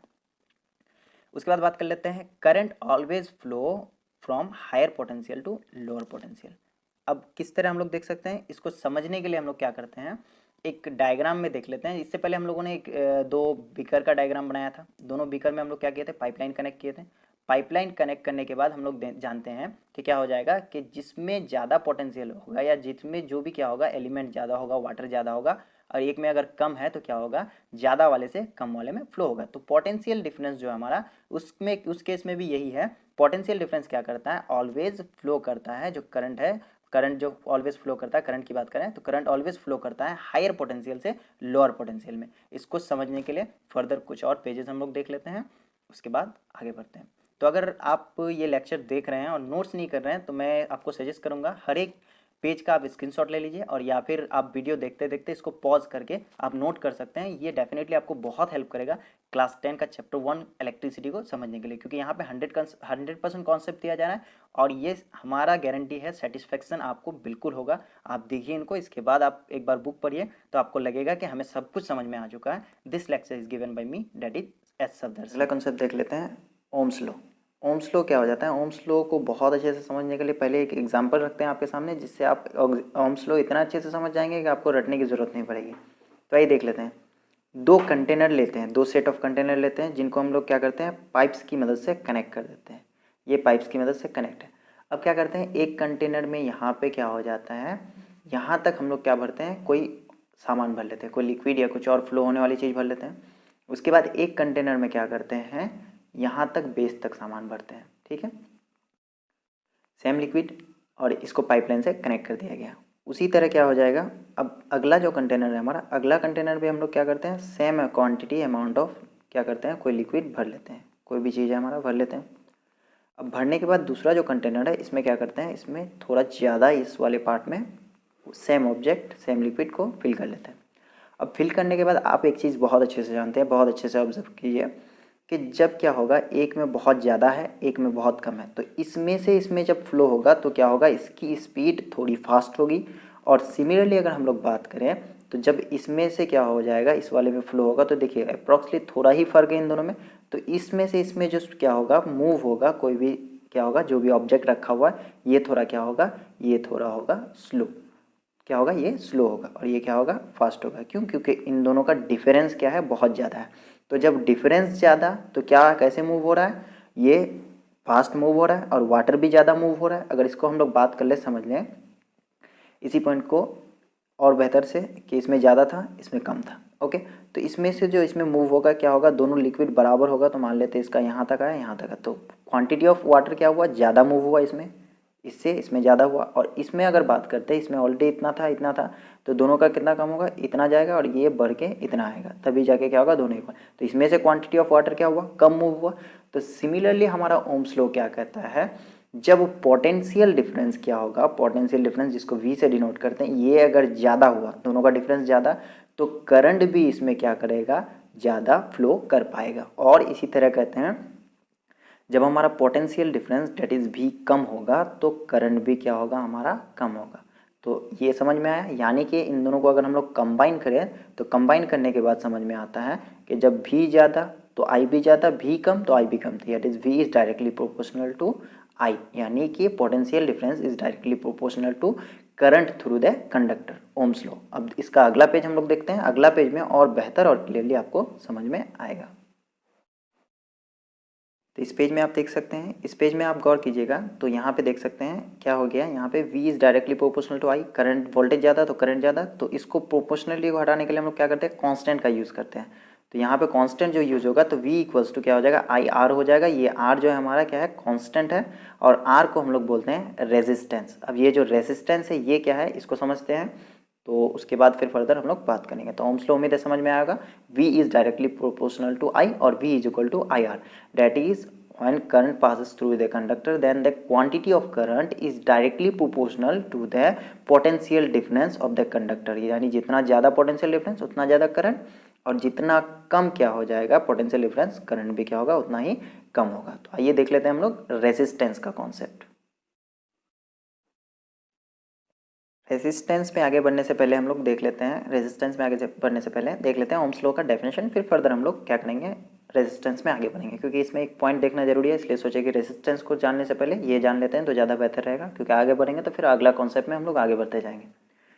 तो देखिए ओम्स लॉ क्या कहता है, पोटेंशियल डिफरेंस अक्रॉस 2 पॉइंट्स, यानी in any conductor of A metallic conductor, metallic लिया गया है क्योंकि मेटल्स क्या होते हैं, अच्छा कंडक्टर होता है, is directly proportional to the current passing through the circuit या conductor provides its temperature remains constant. अगर टेम्परेचर को हम क्या रखें, कांस्टेंट रखें, फॉर कांस्टेंट क्या temperature potential difference across the conductor is directly proportional to current through the conductor, that is potential difference is directly proportional to current, यानी V is directly proportional to I। अब इसको क्या किया हम लोग पिछला slide में ही देख लिए कि क्या हो गया था, जो V था वो IR हुआ और R क्या है, कांस्टेंट है, R का मतलब क्या है, रेजिस्टेंस है। अब देखिए यहाँ पे अगर एक चीज़ गौर करें, V इंक्रीज हो रहा है तो करंट भी क्या हो रहा है, इंक्रीज हो रहा है। अगर इनका हम ग्राफ देखें तो इनका ग्राफ अगर देखें तो यहाँ पे आप देख सकते हैं गौर से, ये जो यहाँ पे ग्राफ ड्रॉ किया गया है, ये ग्राफ में हम लोग देख लेते हैं। अगर V इंक्रीज हो रहा है, I इंक्रीज हो रहा है तो V भी इंक्रीज हो रहा है, इसलिए क्या हो जाएगा, इसका जो ग्राफ होगा ये स्ट्रेट लाइन होगा। यहाँ भी हो सकता है स्ट्रेट लाइन, यहाँ भी हो सकता है स्ट्रेट लाइन, या यहाँ भी हो सकता है। जब भी हम क्या करेंगे, वोल्टेज और करंट का ग्राफ ड्रॉ करेंगे, वो ऑलवेज हमें क्या मिलेगा, ऑलवेज हमें स्ट्रेट लाइन ही मिलेगा। तो अब आगे हम लोग देखते हैं अब रेजिस्टेंस का कॉन्सेप्ट। रेजिस्टेंस क्या होता है, देखिए रेजिस्टेंस को R से डिनोट करते हैं हम लोग। It is the property, resistance क्या हो जाता है, एक प्रॉपर्टी हो जाता है। It is the property, resistance is the property, resistance is the property of conductor to resist the flow of charge. यानी कहीं पे अगर हम लोग को मान लेते हैं, एक कहीं पे क्या है, बल्ब है हमारे पास, ये जो बल्ब है हमारे पास, ये बल्ब को कितना वाट, 5 वाट की ज़रूरत है। अब हमारे पास जो करंट फ्लो हो रहा है 5 वाट के का बल्ब है, या इसको 2 एम्पेयर करंट की ज़रूरत है। यहाँ पे कितना 20 एम्पेयर फ्लो हो रहा है, तो अब हमको क्या करना पड़ेगा, इसको रोकना पड़ेगा। अगर नहीं रोकेंगे तो ये बल्ब क्या करेगा, सडनली फ्यूज़ कर जाएगा। तो इसीलिए हम लोग क्या करते हैं, रेजिस्टेंस का यूज़ करते हैं, रोकने का यूज़ करते हैं। अब रेजिस्टेंस क्या होता है इसको पहले समझ लेते हैं, उसके बाद फिर फर्दर आगे बढ़ेंगे हम लोग। It is property of conductor to resist flow of charge, यानी कि चार्ज जो होता है, फ्लो होता है, करंट फ्लो होता है, उसको रोकने की जो क्या होती है, सलाहियत होती है, प्रॉपर्टी होती है, उसको हम लोग क्या कहते हैं, रेजिस्टेंस कहते हैं। और इसको हम लोग डिनोट करते हैं V इक्वल्स टू IR से। और रेजिस्टेंस जो है इसका ऐसा यूनिट होता है ओम, OH ओम, और इसको हम लोग डिनोट करते हैं कुछ इस तरह से, ये जो सिंबल होता है ओम का। और उसके बाद बात कर लेते हैं रेहोस्टेट की। रेहोस्टेट क्या होता है, रेजिस्टेंस फिक्स होता है, वो चेंज नहीं होता है। एक बॉडी का अगर रेजिस्टेंस मान लेते हैं 10 एम्पेयर दिए, 10 ओम दिए, तो वो 10 ओम ही रहेगा, वो कितना होगा, 12 ओम नहीं होगा, जब तक हम लोग फर्दर रेजिस्टेंस, अलग रेजिस्टेंस यूज़ ना कर लें। तो रेहोस्टेट समझते हैं। रेहोस्टेट क्या हो जाएगा, एक डिवाइस है, it is an electronical device use to control current by varying the resistance. यानी कि हम लोग क्या कर सकते हैं, एक ऐसा डिवाइस जिसको यूज़ करते हैं हम लोग, किसको, रेजिस्टेंस को कम ज़्यादा करके करंट को कंट्रोल करने के लिए, तो उस डिवाइस को हम लोग क्या कहते हैं, रेओस्टेट कहते हैं। अब वो 1 ओम का कभी कभी डेफिनेशन पूछ लेता है, तो इसको हम लोग देख लेते हैं। 1 ओम का डेफिनेशन क्या हो जाएगा, 1 ओम का डेफिनेशन आप यहाँ देख सकते हैं, पहले इस लाइन को देख लेते हैं। 1 ohm is the resistance of a conductor when 1 volt of potential difference applied to its end. यानी कोई एक कंडक्टर है हमारा, कोई एक कंडक्टर जो है, उस कंडक्टर में क्या कर रहे हैं, यहाँ पे मान लेते हैं कोई एक कंडक्टर बना रहे हैं। अब इसमें जो क्या दे रहे हैं, पोटेंशियल डिफरेंस क्या दे रहे हैं, ये जो सेल दे रहे हैं वो कितना वोल्ट का, 1 वोल्ट का पोटेंशियल डिफरेंस दे रहे हैं। तो ये जो सेल दे रहे हैं कितना का, 1 वोल्ट का दे रहे हैं। और 1 वोल्ट का देने के बाद कितना उससे, and current of 1 ampere flows through it. यानी जब भी क्या होगा, V इक्वल्स टू 1 होगा और I का वैल्यू क्या होगा, ये भी 1 होगा, तो जो रेजिस्टेंस यहाँ पे दिखा रहा है, तो ये प्रोड्यूस होगा 1 ओम ऑफ क्या कहेंगे, रेजिस्टेंस कहेंगे। इसी के साथ हम लोग देख लेते हैं अगला कॉन्सेप्ट। अगला पॉइंट देख लेते हैं। अगला पॉइंट है resistance of a conductor depends upon these factors. यानी कि रेजिस्टेंस ऑफ ए कंडक्टर जो है किन फैक्टर्स पे डिपेंड करता है। तो एक एक करके हम लोग पॉइंट्स देख ले रहेंगे यहाँ पे। तो सबसे पहला जो पॉइंट है, पहला पॉइंट देख सकते हैं, resistance of the conductor is directly proportional to the length of the conductor. यानी जो रेजिस्टेंस होता है, जिसको हम लोग किससे डिनोट करते हैं, R, वो डायरेक्टली प्रोपोर्शनल होता है length of the conductor, that is L से। उसके बाद दूसरा वाला पॉइंट क्या कहता है, दूसरा पॉइंट कहता है inversely proportional to the area of the cross section. अब एरिया ऑफ क्रॉस सेक्शन क्या होता है, एरिया ऑफ क्रॉस सेक्शन हो जाता है, यहाँ पे आप देख सकते हैं एक वायर लिया गया है जिसका थिकनेस, ये जो मोटापा है, ये जो पूरा गोलाई है, ये सर्कल है, ये क्या हो गया, ये हो गया एरिया ऑफ क्रॉस सेक्शन, जिसको हम लोग ए कहते हैं। इसको अगर हम लोग सर्कुलर पाथ में देखें तो इस तरह कुछ नज़र आएगा, तो इसको ए कहेंगे। और ये हो गया हमारा एल, एल को यहाँ पे डिनोट किया गया, आप देख सकते हैं। तो रेजिस्टेंस जितना ज़्यादा लंबा होगा कोई भी वायर, वो क्या होगा, रेजिस्टेंस उतना ही ज़्यादा होगा। बट जितना मोटा वायर करेंगे, रेजिस्टेंस क्या होते जाएगा, ये इन्वर्सली प्रोपोर्शनल है, वो घटते जाएगा। यानी रेजिस्टेंस जो है वो क्या होगा, inversely proportional, that is 1/A हो जाएगा। उसके बाद nature of the material. Nature of the material क्या होता है, हम लोग जानते हैं, अगर आप गूगल पे या कहीं भी सर्च करेंगे तो आपको एक ही जवाब मिलेगा, which one is the best conductor of electricity. तो इसका जवाब आपको मिलेगा सिल्वर। सिल्वर यानी कि एल्युमिनियम नहीं, आम भाषा में हम लोग एल्युमिनियम को सिल्वर जानते हैं, लेकिन एल्युमिनियम एल्युमिनियम होता है, सिल्वर होता है चांदी। चांदी क्या है, one of the best conductor है, वन ऑफ द बेस्ट नहीं, बेस्ट कंडक्टर है ऑफ इलेक्ट्रिसिटी का। उसी के साथ अगर बात करेंगे, हम लोग घरों में देखते हैं कि जो कॉपर वायर्स यूज़ करते हैं और अच्छा होता है, जो एल्युमिनियम वायर्स यूज़ करते हैं वो अच्छा होता है, लेकिन कभी आपने देखा है कि आयरन का जो है हमारा क्या किया जाए, आयरन का कोई वायर यूज़ किया जाए किसके लिए, किसी इलेक्ट्रिसिटी को एक जगह से दूसरी जगह ले जाने के लिए? कभी नहीं, क्योंकि आयरन क्या होता है, वो होता है काफ़ी ज़्यादा रेजिस्टेंस कर देता है और करंट को रोक देता है और एक जगह से दूसरी जगह जाने नहीं देता। तो जो मटेरियल होता है उसका नेचर जो होता है वो क्या होता है, उसके नेचर पे भी डिपेंड करता है हमारा कि किस हिसाब से क्या हो जाएगा, जो हमारा करंट है उस मटेरियल से पास हो पाएगा। तो ये नेचुरल, ये क्या होता है, जो भी नेचर ऑफ द मटेरियल होता है, नेचर यानी कुदरती गुण जो होता है उसमें, वो कुदरती गुण उसमें पाया जाता है। उसको टेस्ट करके देख के उसके बाद देखा गया कि हाँ ये जो हमारा पदार्थ है जो भी है क्या है, मान लेते हैं सिल्वर है, तो सिल्वर क्या है, ये वन बेस्ट कंडक्टर है। और इसी तरह आयरन क्या है, वो अच्छा कंडक्टर नहीं है। इसको हम लोग अगले स्लाइड में और बहुत अच्छे से बेहतर से समझ लेते हैं, इन तीनों को कंबाइन कर लेते हैं और कंबाइन करके समझते हैं कि क्या हो सकता है। आप देख सकते हैं R is directly proportional to L, that is length of the conductor, and R is inversely proportional to area of cross section. अब इस तरह जब है तो इस तरह हम लोग बात कर सकते हैं कि तीसरा था नेचर ऑफ द मटेरियल। अगर इन दोनों को हम क्या करें, ये वाला और ये वाला, इन दोनों को अगर हम कंबाइन करें तो क्या मिलेगा, देखिए आर इज डायरेक्टली प्रोपोर्शनल, और ऊपर क्या है हमारा एल है, तो यहाँ ऊपर हो जाएगा L length of the conductor, और नीचे क्या हो जाएगा, नीचे हो जाएगा ए, ये हो जाएगा एल अपॉन ए। तो जब भी हम लोग जानते हैं क्या होता है, आर डायरेक्टली प्रोपोर्शनल टू, यहाँ पे क्या है डायरेक्टली प्रोपोर्शनल का साइन है, इस साइन को अगर हम हटाएंगे तो हटाने के बाद क्या हो जाएगा, एल अपॉन ये जो है हमारा कोई कांस्टेंट देगा, जो कांस्टेंट हम लोग यूज़ करेंगे, दिस इंप्लाइज यहाँ पे यूज़ कर सकते हैं, जो आर है ये इक्वल्स टू हो जाएगा एक रॉ यूज़ करेंगे, रॉ एल अपॉन ए। तो ये क्या हो जाएगा, ये जो रॉ है हमारा, ये रॉ को हम लोग कहते हैं रेसिस्टिविटी। और रेसिस्टिविटी को रेसिस्टिविटी रेहोस्टेट हम लोग पहले पढ़ चुके हैं, रेसिस्टिविटी कहते हैं, यहाँ पे रॉ से डिनोट कर सकते हैं। और रेसिस्टिविटी क्या होता है, किसी भी कोई भी जो मटेरियल होता है, इट इज़ देख सकते हैं फर्स्ट लाइन में, it is the fundamental property of the material that resists the flow of electric current, यानी ये चेंज नहीं हो सकता। हर एक मटेरियल में कुदरती तौर पे क्या होता है, प्रेजेंट होता है। तो वो क्या होता है, उसको मेज़र करके ही हम लोग बाद में देखते हैं किसकी रेसिस्टिविटी कितनी है। कुछ पेजेस में हम लोग इसको भी समझेंगे। तो रेसिस्टिविटी क्या होता है, फंडामेंटल कैरेक्टरिस्टिक होता है किसी भी बॉडी का, जो उसमें कुदरती तौर पे पाया जाता है और वो चेंज नहीं होता। तो उसी को हम लोग डिनोट करते हैं रॉ से, आर एच ओ, ये जो साइन है हमारा इसको डिनोट करते हैं आर एच ओ रॉ से, और ये होता है सिंबल, और इसको हम लोग कहते हैं क्या कहते हैं, इसको कहते हैं रेसिस्टिविटी। यानी कि रेजिस्टेंस का जो क्या किए हम लोग, रेजिस्टेंस का जो ये प्रोपोर्शनलिटी का साइन हटाए तो उसके बदले हम लोग कांस्टेंट लिए, क्या लिए, वो रॉ लिए। एक फ्रेश पेज में इसको इस तरह से कुछ वाइट पेजेस में लिख के हम लोग समझ लेते हैं इसको और बेहतर तरीक़ा से। ये आर क्या हो गया, R is equal to rho L upon A हो गया था, रॉ एल अपॉन ए। तो ये रॉ क्या था हमारा पे, यहाँ पे ये जो रॉ है, ये रॉ था हमारा क्या था, रेजिस्टिविटी, ये रॉ रेजिस्टिविटी था। अब यहाँ पे जो बात कर लेते हैं, ये R is equal to rho L upon A हो गया, ओके। अगर इसी को हम लोग कन्वर्ट करें तो इसको कन्वर्ट करके किस तरह मिल सकता है, ये रॉ को अगर देखेंगे तो देखिए रॉ इज इक्वल टू हो जाएगा, देखिए ये आर और ये नीचे वाला ए दोनों क्या होगा, क्रॉस मल्टीप्लाई होगा, तो आर इंटू ए हो जाएगा, आर इंटू ए, और नीचे में क्या हो जाएगा, एल हो जाएगा, एल यानी लेंथ ऑफ द कंडक्टर हो जाएगा। तो इसको अगर हम लोग क्या करें, ऐसा यूनिट देखें इसका, जो ये रॉ होता है, रॉ का ऐसा यूनिट देखेंगे तो देखिए आर का क्या होता है, रेजिस्टेंस का होता है ओम, ओम का साइन कुछ इस तरह से होता है, ओम का साइन कुछ हम लोग थोड़ा अच्छे से बना लेते हैं, ओम का साइन क्या होता है, कुछ इस तरह से ओम का साइन होता है। और उसके बाद एरिया का क्या होता है, मीटर स्क्वायर होता है, एरिया का मीटर स्क्वायर हमने ले लिया। लेंथ का क्या होता है, ओनली मीटर होता है। तो एक चीज़ आप गौर कीजिए, ये मीटर और ये स्क्वायर क्या होगा, कैंसिल होगा, तो ओनली जो बच जाएगा ऐसा यूनिट क्या बच जाएगा, ऐसा यूनिट बच जाएगा यहाँ पे ओम मीटर। तो जब भी क्या करेंगे, ओम मीटर की बात करेंगे तो ये ओम मीटर क्या हो जाएगा, रेजिस्टिविटी का एसआई यूनिट हो जाएगा। उम्मीद है क्लियरली समझ में आ रहा होगा। और हम लोग क्या करेंगे, इसको फिर एक अदर स्लाइड में देख लेते हैं पूरा ऐसे करके सॉल्व करके कि इस तरह से क्या आया हुआ है।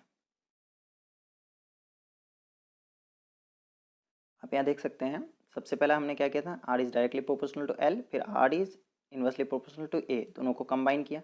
कंबाइन करके ये जो प्रोपोर्शनलिटी का साइन हटाएं तो इसके लिए क्या आया, रॉ आया, और रो आके क्या हो गया, प्रोपोर्शनलिटी का साइन हटा, फिर रो को एक तरफ रखे हैं तो ये ए और आर क्रॉस मल्टीप्लाई होकर ऊपर गया और एल क्या हो गया, नीचे आ गया।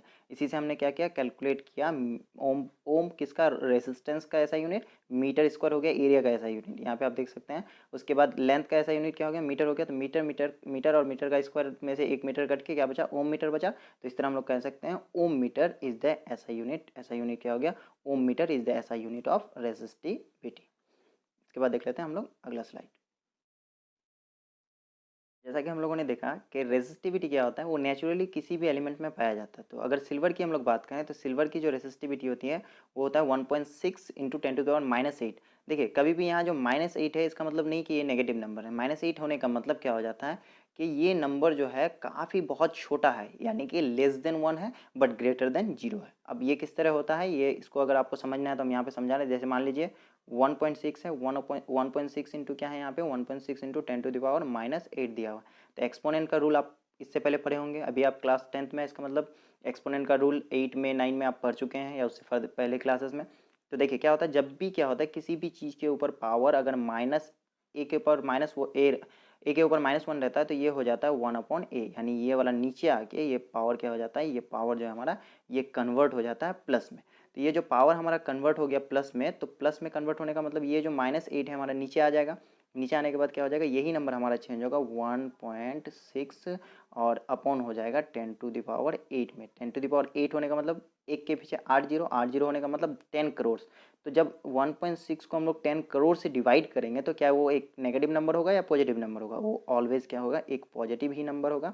1.6 अपॉन क्या करेंगे 10 करोड़, 1 2 3 4 5 6 7 ये 8 जीरो। तो 8 जीरो जब होगा तो ये क्या होगा, ये जो पॉइंट है हमारा ये क्या होगा लेफ्ट में और 8 डिजिट मूव हो जाए तो एक है हमारे पास। तो इसको अगर हम लोग क्लियरली समझे तो क्या हो जाएगा, इसको क्लियरली समझेंगे तो ये आ जाएगा पॉइंट हमारा 0.1 2 3 4 5 6 एक 7 जीरो, उसके बाद 1, फिर उसके बाद क्या आएगा पॉइंट में 6 आएगा, ये सॉरी पॉइंट नहीं आएगा, पॉइंट तो पहले आ चुका है, यहाँ पे क्या आ जाएगा 1 6 आ जाएगा।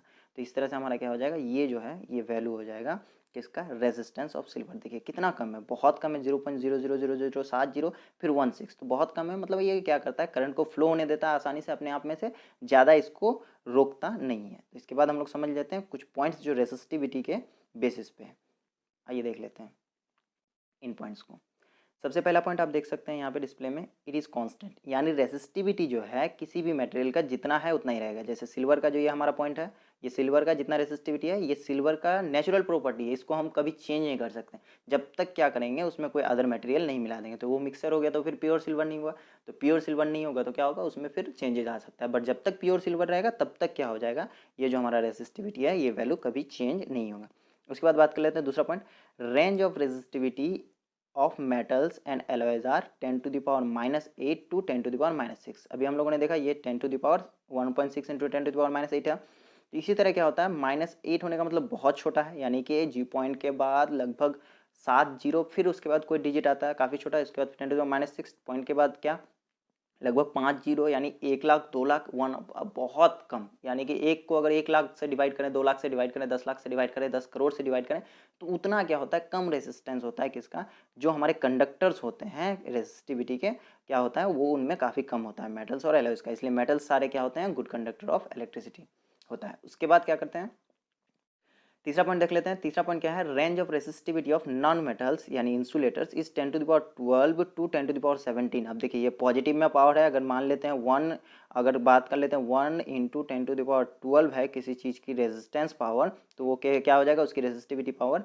तो देखिए यहाँ पे क्या हो जाएगा, यानी 10 के पीछे 1 के पीछे 12 जीरो, इतना सारा पॉजिटिव में, यानी करोड़ 10 करोड़ उससे भी ज़्यादा। तो इतना ज़्यादा रेजिस्टेंस होने की वजह से क्या होता है, जो इंसुलेटर्स होते हैं या जो नॉन मेटल्स होते हैं ज़्यादातर, वो क्या करते हैं, ग्रेफाइट के अलावा बात करते हैं तो वो क्या हो जाता है कि बैड कंडक्टर ऑफ इलेक्ट्रिसिटी हो जाता है। उसके बाद हम लोग देख लेते हैं चौथा पॉइंट। चौथा पॉइंट क्या हो जाएगा, चौथा पॉइंट आप यहाँ देख सकते हैं, copper and aluminium used for electric transmission as they have low resistivity. इनमें क्या होता है, कॉपर और एल्यूमिनियम क्या होता है, दो हमारे सब्सटेंस ऐसे होते हैं जिनमें लॉ रेसिस्टिविटी होता है। इसके अलावा लॉ रेसिस्टिविटी सबसे कम किसका होता है, सिल्वर का होता है। लेकिन चांदी इतना महंगा होता है कि हम लोग घरों में वायर के तौर पर यूज़ नहीं कर सकते, इसलिए क्या हो जाता है हम लोग आमतौर पे कॉपर या एल्यूमिनियम यूज़ करते हैं। उसके बाद देख लेते हैं कि कॉपर और एल्यूमिनियम क्या होता है, लो रेजिस्टिविटी होने की वजह से इनको हम लोग घर में यूज करते हैं। उसके बाद 5वां नंबर पॉइंट आप यहाँ देख सकते हैं। 5वां नंबर पॉइंट में क्या हो जाएगा, 5वां नंबर पॉइंट में हो जाएगा एलो एलॉयज जो होते हैं use in electric heating devices as their resistivity is high and they do not burn rapidly या इजीली रेडिली।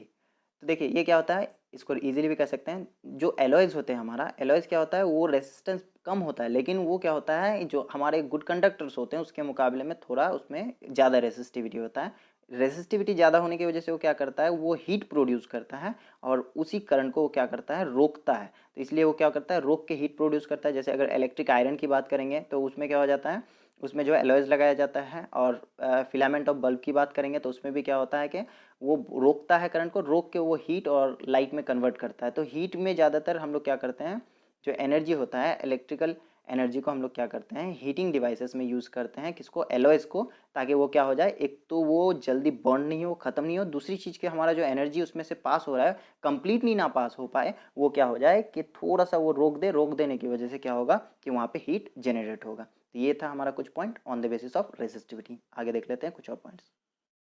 रेसिस्टर क्या हो जाता है, पहले नीचे वाला हम लोग डेफिनेशन पढ़ते हैं, फिर ऊपर वाला पढ़ेंगे ताकि आपको क्लियरली समझ में।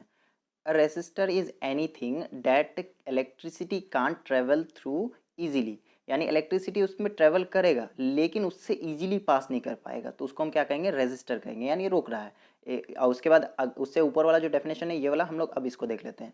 तो अब यहाँ पे देख सकते हैं, resistor is an electrical component, कोई एक इलेक्ट्रिकल कंपोनेंट है।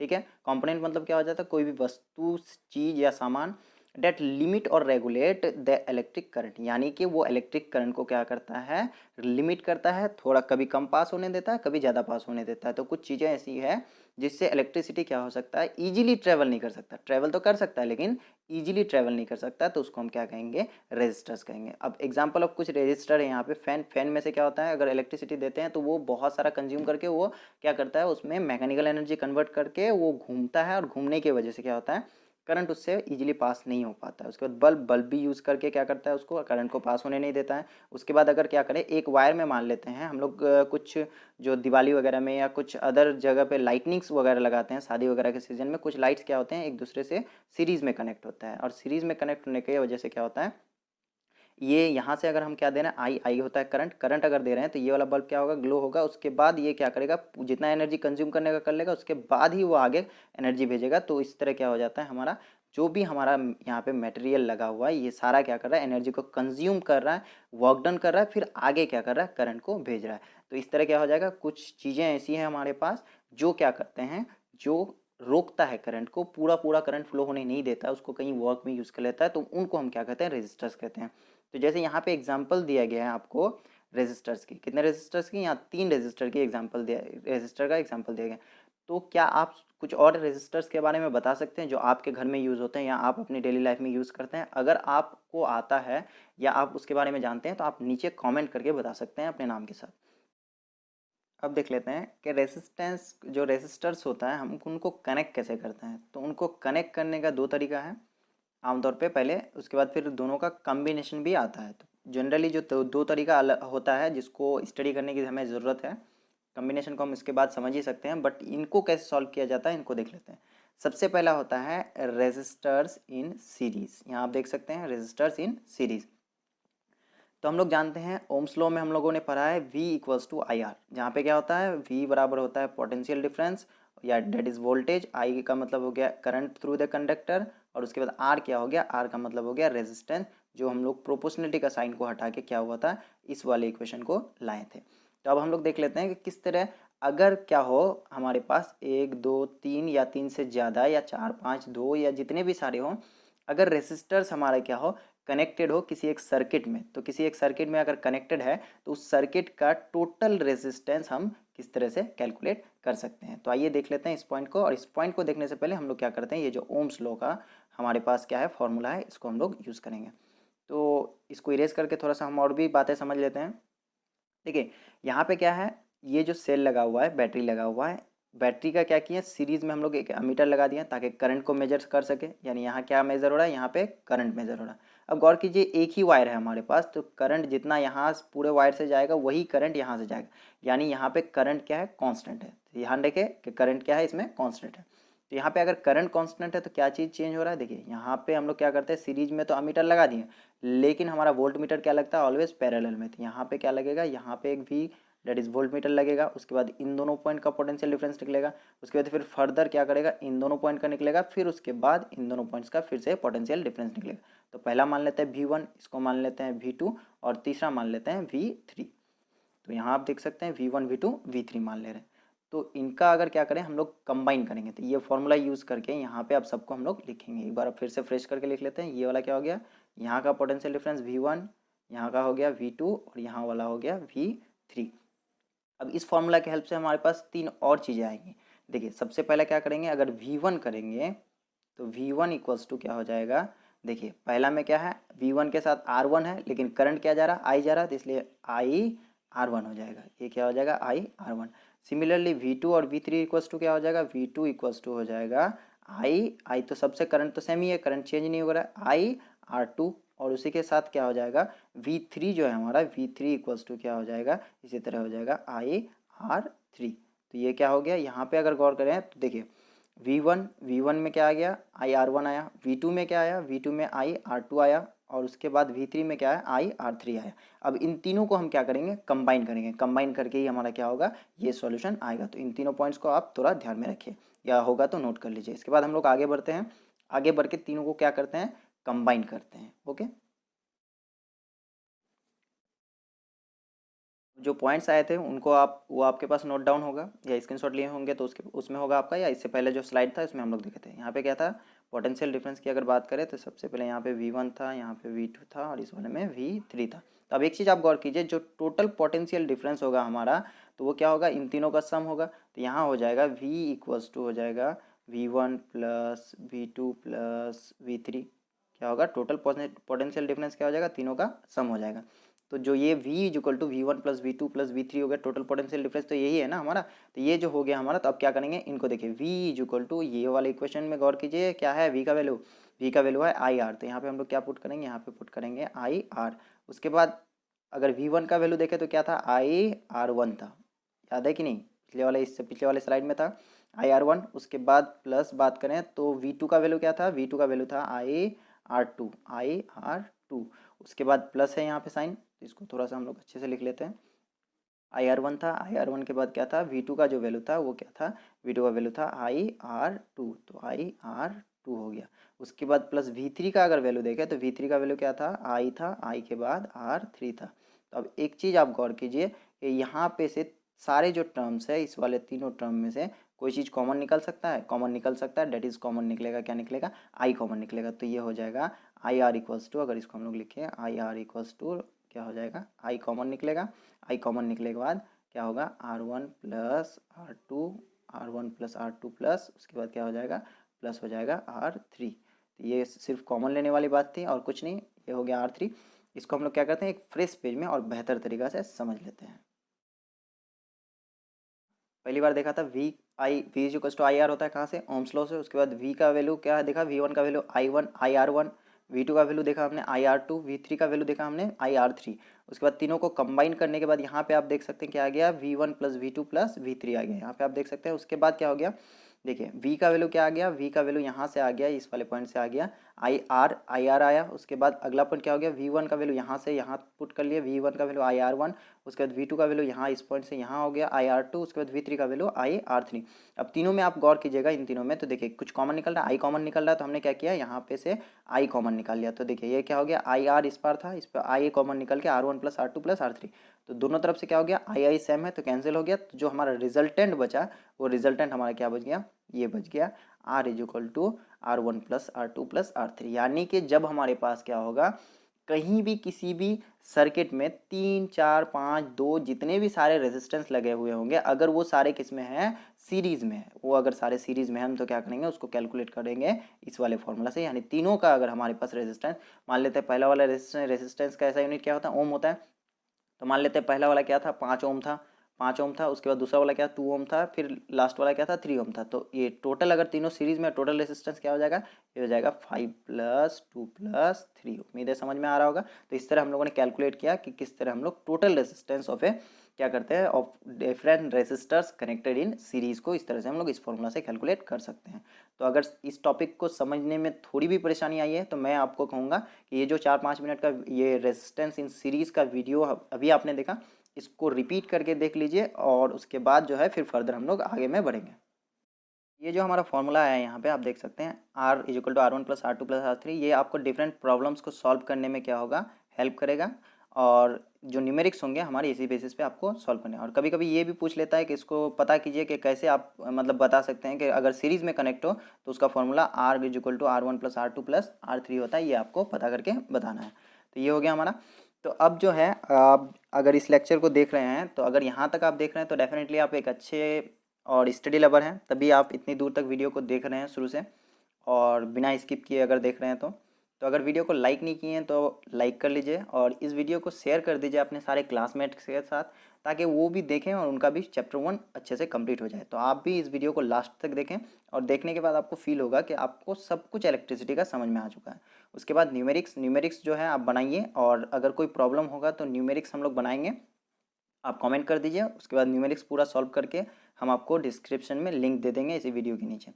और आप चाहें तो आई बटन से डिफरेंट जो है हमारे 10 क्लास के वीडियोस देख सकते हैं। और इसी के साथ साथ आप अदर भी साइंस और मैथ्स के फैक्ट या इजीली कैसे हम लोग स्क्वायर रूट निकालें, क्यूब रूट निकालें, ये सारा कुछ दिया हुआ। तो यहाँ पे आप जो है ये ऊपर आई बटन है आपका, आई बटन पे क्लिक करके आप सब कुछ देख सकते हैं। तो आइए आगे बढ़ते हैं रेसिस्टर्स के टॉपिक पे। आगे बढ़ने से पहले इस स्लाइड में मैं कुछ आपको बताना चाहूँगा। इस स्लाइड में आप देख सकते हैं, यहाँ पे गौर कर सकते हैं। यहाँ पे अगर हम लोग गौर करेंगे तो देखिए क्या हो जाएगा, यहाँ पे वेरी क्या कर रहा है, वेरी कर रहा है यहाँ 3 अलग अलग बार V1 V2 V3। यहाँ पे क्या वेरी कर रहा है, पोटेंशियल डिफरेंस वेरी कर रहा है, वोल्टेज वेरी कर रहा है। इसलिए हमने क्या रखा है, यहाँ पे लेफ्ट साइड में वोल्टेज को रखा और जो चीज़ कॉन्स्टेंट था उसको हमने राइट साइड में रखा, किसके साथ, जो कैलकुलेट करना था उसके साथ। तो इसी तरह हम लोग क्या करेंगे, जब पैरेलल में क्या करेंगे, रेसिस्टर्स कनेक्टेड इन पैरेलल में कैलकुलेट करेंगे तो इस चीज़ का ध्यान रखना है कि कौन सा हमारा जो है डिफरेंट है और कौन सा कांस्टेंट है। जो डिफरेंट होगा उसको लेफ्ट साइड में रखना है और जो कांस्टेंट रहेगा उसको क्या करना है, ये राइट हैंड साइड में यहाँ पे हम लोग को रखना है, किसके साथ, जो कैलकुलेट कर रहे हैं रेसिस्टेंस, कैलकुलेट कर रहे हैं रेसिस्टेंस के साथ। तो आइए आगे बढ़ते हैं और देखते हैं रेसिस्टर्स कनेक्टेड इन पैरेलल। अब इस स्लाइड पे आप देख सकते हैं रेसिस्टर्स कनेक्टेड इन पैरेलल। इसको हम लोग क्या करते हैं, इसको समझ लेते हैं। इसको समझने से पहले हम लोग बात कर लेंगे कि रेसिस्टेंस कनेक्टेड इन पैरेलल जब होता है उसको हम लोग किस तरह से कैलकुलेट करते हैं। तो आइए देख लेते हैं रेसिस्टर्स कनेक्टेड इन पैरेलल। तो फिर से हम लोग ओम्स लॉ का यूज़ करेंगे और सेम टेक्निक जो अभी मैंने आपको बताया कि जो वेरी कर रहा है उसको हम लोग को लेफ्ट में रखना है। तो देखिए इस वाले डायग्राम को यहाँ पे आप गौर से ऑब्जर्व कीजिए, पूरे डायग्राम को आप ऑब्जर्व कीजिएगा। देखिए ये जो करंट यहाँ से जा रहा है, आई करंट जा रहा है, तो ये अमीटर क्या कर रहा है, इस करंट की क्वांटिटी को मेजर कर रहा है। उसके बाद करंट जाने के बाद उसके पास 3 रास्ते आ जा रहे हैं। कौन से रास्ते, 3 रास्ते आ जा रहे हैं। तो यानी करंट क्या होगा, अब वेरी करेगा, लेकिन आपका क्या होता है, जो भी क्या होता है, जो हमारा वोल्ट मीटर लगा हुआ होता है वो किसमें, ये इस तरह से पैरेलल में लगा हुआ था। तो वोल्ट मीटर क्या है, तीनों जो हमारा रेसिस्टर है तीनों में एक ही वोल्ट मीटर, यानी कि वोल्ट मीटर हमारा जो वोल्टेज है, अब ये वोल्टेज वेरी नहीं करेगा, वोल्टेज की जगह क्या वेरी कर रहा है, अब जो है करंट वेरी कर रहा है। यानी करंट के पास अब कितने रास्ते हैं जाने के लिए, एक जगह से दूसरी जगह 3 रास्ते हैं। तो पहला जो रास्ता है इसको मान लेते हैं हम लोग, क्या हो जाएगा, पहला रास्ता को मान लेते हैं I1 करंट इससे जा रहा है, इससे दूसरा रास्ता से I2 करंट जा रहा है। इसको क्लियरली समझने के लिए इरेज कर रहे हैं, उसके बाद इसके बाद हम लोग समझ रहे हैं। पहला रास्ता से मान लेते हैं, पहला वाला से क्या जा रहा है, I1 करंट जा रहा है। उसके बाद दूसरा जो यहाँ पे रास्ता है, इस दूसरे वाले रास्ते से हम लोग क्या कर रहे हैं, यहाँ पे कर रहे हैं I2 करंट जा रहा है। और मान लेते हैं यहाँ से ये जो तीसरा रास्ता है, यहाँ से I3 करंट जा रहा है। और तीनों को अगर सम करेंगे तो क्या होगा, I1 plus I2 plus I3, तीनों करंट जो इस जगह से पास होगा, तीनों करंट जो पास हो रहा है वो क्या हो जाएगा, वो टोटल सम होगा I के बराबर। ये I1 प्लस I2 I3 ये क्या हो जाएगा, ये I हो जाएगा। तो इसी तरह हम लोग क्या करेंगे, अब जो लेफ्ट पार्ट में कौन वेरी कर रहा है, यहाँ पे करंट वेरी कर रहा है, क्योंकि I equal to I1 plus I2 plus I3 होगा। तो यहाँ पे करंट वेरी कर रहा है, इसलिए हम लोग लेफ्ट में क्या करेंगे, करंट को रखेंगे। तो आइए एक फ्रेश पेज में बहुत अच्छे से इसको समझ लेते हैं। ये जो हमारा ओम्स लॉ है, ओम्स लॉ को हम क्या करते हैं, थोड़ा सा डिफरेंट कर लेते हैं। अब ये क्योंकि क्या हो रहा है, यहाँ चेंज हो रहा है आई, वोल्टेज हमारा कांस्टेंट है, इसलिए आई के हिसाब से इसको कन्वर्ट कर ले रहे हैं। तो देखिए अगर ये आई रहेगा तो ये आई क्या हो जाएगा, वी अपॉन आर क्या हो जाएगा, इस बार ऊपर है तो ये नीचे आके क्या हो जाएगा, वी अपॉन आर यहाँ हो जाएगा और इक्वल्स टू आई हो जाएगा, यानी I equals to V upon R. तो अब क्या करेंगे, देखिए चेंज हो रहा था यहाँ पे, यानी टोटल करंट जो है हमारा I1 plus I2 plus I3 होगा। इसलिए क्या करेंगे, यहाँ पे आई जो पहला है I1 बराबर क्या हो जाएगा, इक्वल्स टू, देखिए वी चेंज नहीं हो रहा, वी सेम है और आर भी तीनों का अलग अलग है, इसलिए क्या करेंगे, वी अपॉन R1। इसी तरह जो I2 है, I2 इक्वल्स टू क्या हो जाएगा, V अपॉन R2। और इसी तरह क्या हो जाएगा, सिमिलरली अगर बात करेंगे ये जो R2 हुआ, तो R2 की बात अगर करेंगे तो उसके बाद क्या हो जाएगा, सिमिलरली ये हो जाएगा R2 के बाद I3 इक्वल्स टू क्या हो जाएगा, I3 equals two similarly same तरीके से V अपॉन R3 हो जाएगा। तो इस तीनों को अगर हम लोग क्या करें, कंबाइन करें, तो तीनों को कंबाइन करने के बाद आपको पता चलेगा कि तीनों को कंबाइन करने से हमारा टोटल करंट का वैल्यू यहाँ पे आएगा। तो अब देखिए वेरी कर रहा था करंट, इसलिए तीनों को फिर से क्या करेंगे, पिछले वाले के तरह से कंबाइन करेंगे। तो तीनों को अगर कंबाइन करें तो I इक्वल्स टू क्या हो जाएगा, now I equals to I1 plus I2 plus I3 होता है, I2 प्लस I3 हो जाएगा। ये जो I1 plus I2 plus I3 है, तीनों का वैल्यू पुट करेंगे तो I इक्वल्स टू हम लोगों ने यहाँ क्या निकाला था, V अपॉन R निकाला था। तो I equals to V upon R जब था तो यहाँ हो जाएगा V अपॉन R हो जाएगा इस तरफ। उसके बाद पहला I क्या था, I का वैल्यू अगर देखेंगे V अपॉन R1 था, V upon R1 plus V upon R2 था, उसके बाद प्लस V अपॉन क्या था, V अपॉन R3 था, V अपॉन R3। तो ये जो V अपॉन R3 था, तीनों को देखिए यहाँ पे तीनों को अगर हम लोग ब्रैकेट में घेर लें तो क्या हो जाएगा, ये जो ऊपर का तीनों नज़र आ रहा है ये V यहाँ कॉमन निकल जाएगा, इस वाले V से कैंसिल हो जाएगा। तो इसको एक फ्रेश पेज में हम लोग बहुत अच्छे तरीके से समझ लेते हैं। इस पेज में और बेहतर तरीके से समझ लेते हैं। जैसा कि हम लोग देखे थे कि I इक्वल्स टू क्या होता है, V अपॉन R होता है। इसी तरह हम लोगों ने निकाला कि I1 equals to V upon R1, I2 equals to V upon R2 and I3 equals to V upon R3। क्योंकि यहाँ पे क्या वेरी कर रहे हैं, यहाँ पे करंट जो है तीन रास्ते से पास कर रहा है बट वोल्टेज सेम है। तो जो चीज़ हमारा वेरी करता है उसको हम लोग क्या रखते हैं, लेफ्ट में रखते हैं। इससे पहले आपको बताया गया था। अब देखिए जो करंट तीनों सर्किट से पास हो रहा है तो वो क्या है, टोटल करंट जो हम दे रहे हैं यहाँ से वो वही करंट है, डेट इज़ आई। तो अब आई इक्वल्स टू क्या हो जाएगा, I1 plus I2 plus I3 हो गया। उसके बाद देखिए यहाँ से अगर हम लोग गौर करें तो देखिए I1 का वैल्यू, I2 का वैल्यू, I3 का वैल्यू, तीनों का वैल्यू है और I का भी वैल्यू हमारे पास है। तो इस इक्वेशन में हम क्या करेंगे, सब का वैल्यू पुट करेंगे। तो देखिए I इक्वल्स टू क्या हो जाएगा, V upon R, I1 equals to V upon R1, I2 equals to V upon R2, I3 equals to V upon R3। इसी तरह क्या हो जाएगा, देखिए ये जो V अपॉन R है लेफ्ट में है। अब सभी V में से क्या किया, ऊपर में V हम लोगों ने कॉमन निकाल लिया। उसके बाद बचा क्या, नीचे बचा R1 R2 R3। तो इस तरह ब्रैकेट लेके ये क्या हो गया, R1 R2 R3 हो गया। उसके बाद अगर हम लोग बात कर ले, इसी में बात करें तो देखिए ऊपर क्या हो गया, ये वाला भी कैंसिल हो गया। तो अब दोनों V कैंसिल होने के बाद क्या बचा, ये बचा R यानी 1 अपॉन R बचा। उसके बाद इधर क्या बचा, R1 R2 R3 बचा। तो इधर अगर हम लोग बात कर लें, इसी तरह क्या हो गया, इसी तरह 1 upon R is equal to 1 upon R1 plus 1 upon R2 plus 1 upon R3। ये हो गया हमारा फॉर्मूला किसको कैलकुलेट करने के लिए, जब हमारे रेसिस्टेंस जो है किस तरह में जो कनेक्टेड रहे पैरेलल में। तो हम क्या करेंगे, इस वाले फॉर्मूला से क्या करेंगे, सारे न्यूमेरिक्स को सॉल्व करेंगे। ये आपका हो गया रेसिस्टर्स इन पैरेलल। इसके पहले हम लोगों ने देखा रेसिस्टर्स इन सीरीज। अगर आपको इस पे कोई भी डाउट है तो मैं आपको सजेस्ट करूंगा कि इस वीडियो को क्या कीजिए, आप अच्छे से एक बार देख लीजिए दोबारा, ताकि कोई भी कन्फ्यूजन ना बचे। और उसके बाद ये जो रेसिस्टेंस इन पैरेलल और रेसिस्टेंस इन सीरीज़ है, इन दोनों टॉपिक्स को खास तौर से रिपीट करके आप देख लीजिए। तो आइए आगे बढ़ते हैं हम लोग अगला टॉपिक की तरफ, जो रेसिस्टर्स है। इसमें और भी थोड़ी सी जानकारी लेनी बाकी है। तो आइए अगला पेज देखते हैं, रेसिस्टर्स इन सीरीज़ और रेसिस्टर्स इन पैरेलल। जो हमने कम्बिनेशन किया अभी, तो उनमें क्या होगा, क्या क्या एडवांटेजेस कह सकते हैं, या क्या फ़ायदा है या क्या नुकसान है, हम लोग वो चीज़ देखेंगे अभी। तो आज सबसे पहला जो आप इधर देख सकते हैं कि जब क्या होगा, रेजिस्टेंस हमारे किस में लगा हुआ है, रेजिस्टेंस हमारा लगा हुआ है सीरीज़ में। तो अगर सीरीज़ में है तो क्या करेंगे, उसको कैलकुलेट करते हैं, R is equal to R1 plus R2 plus R3। अगर चौथा रेजिस्टेंस हम जोड़ देते हैं तो उसमें क्या करेंगे, R4 भी उसमें जोड़ देंगे।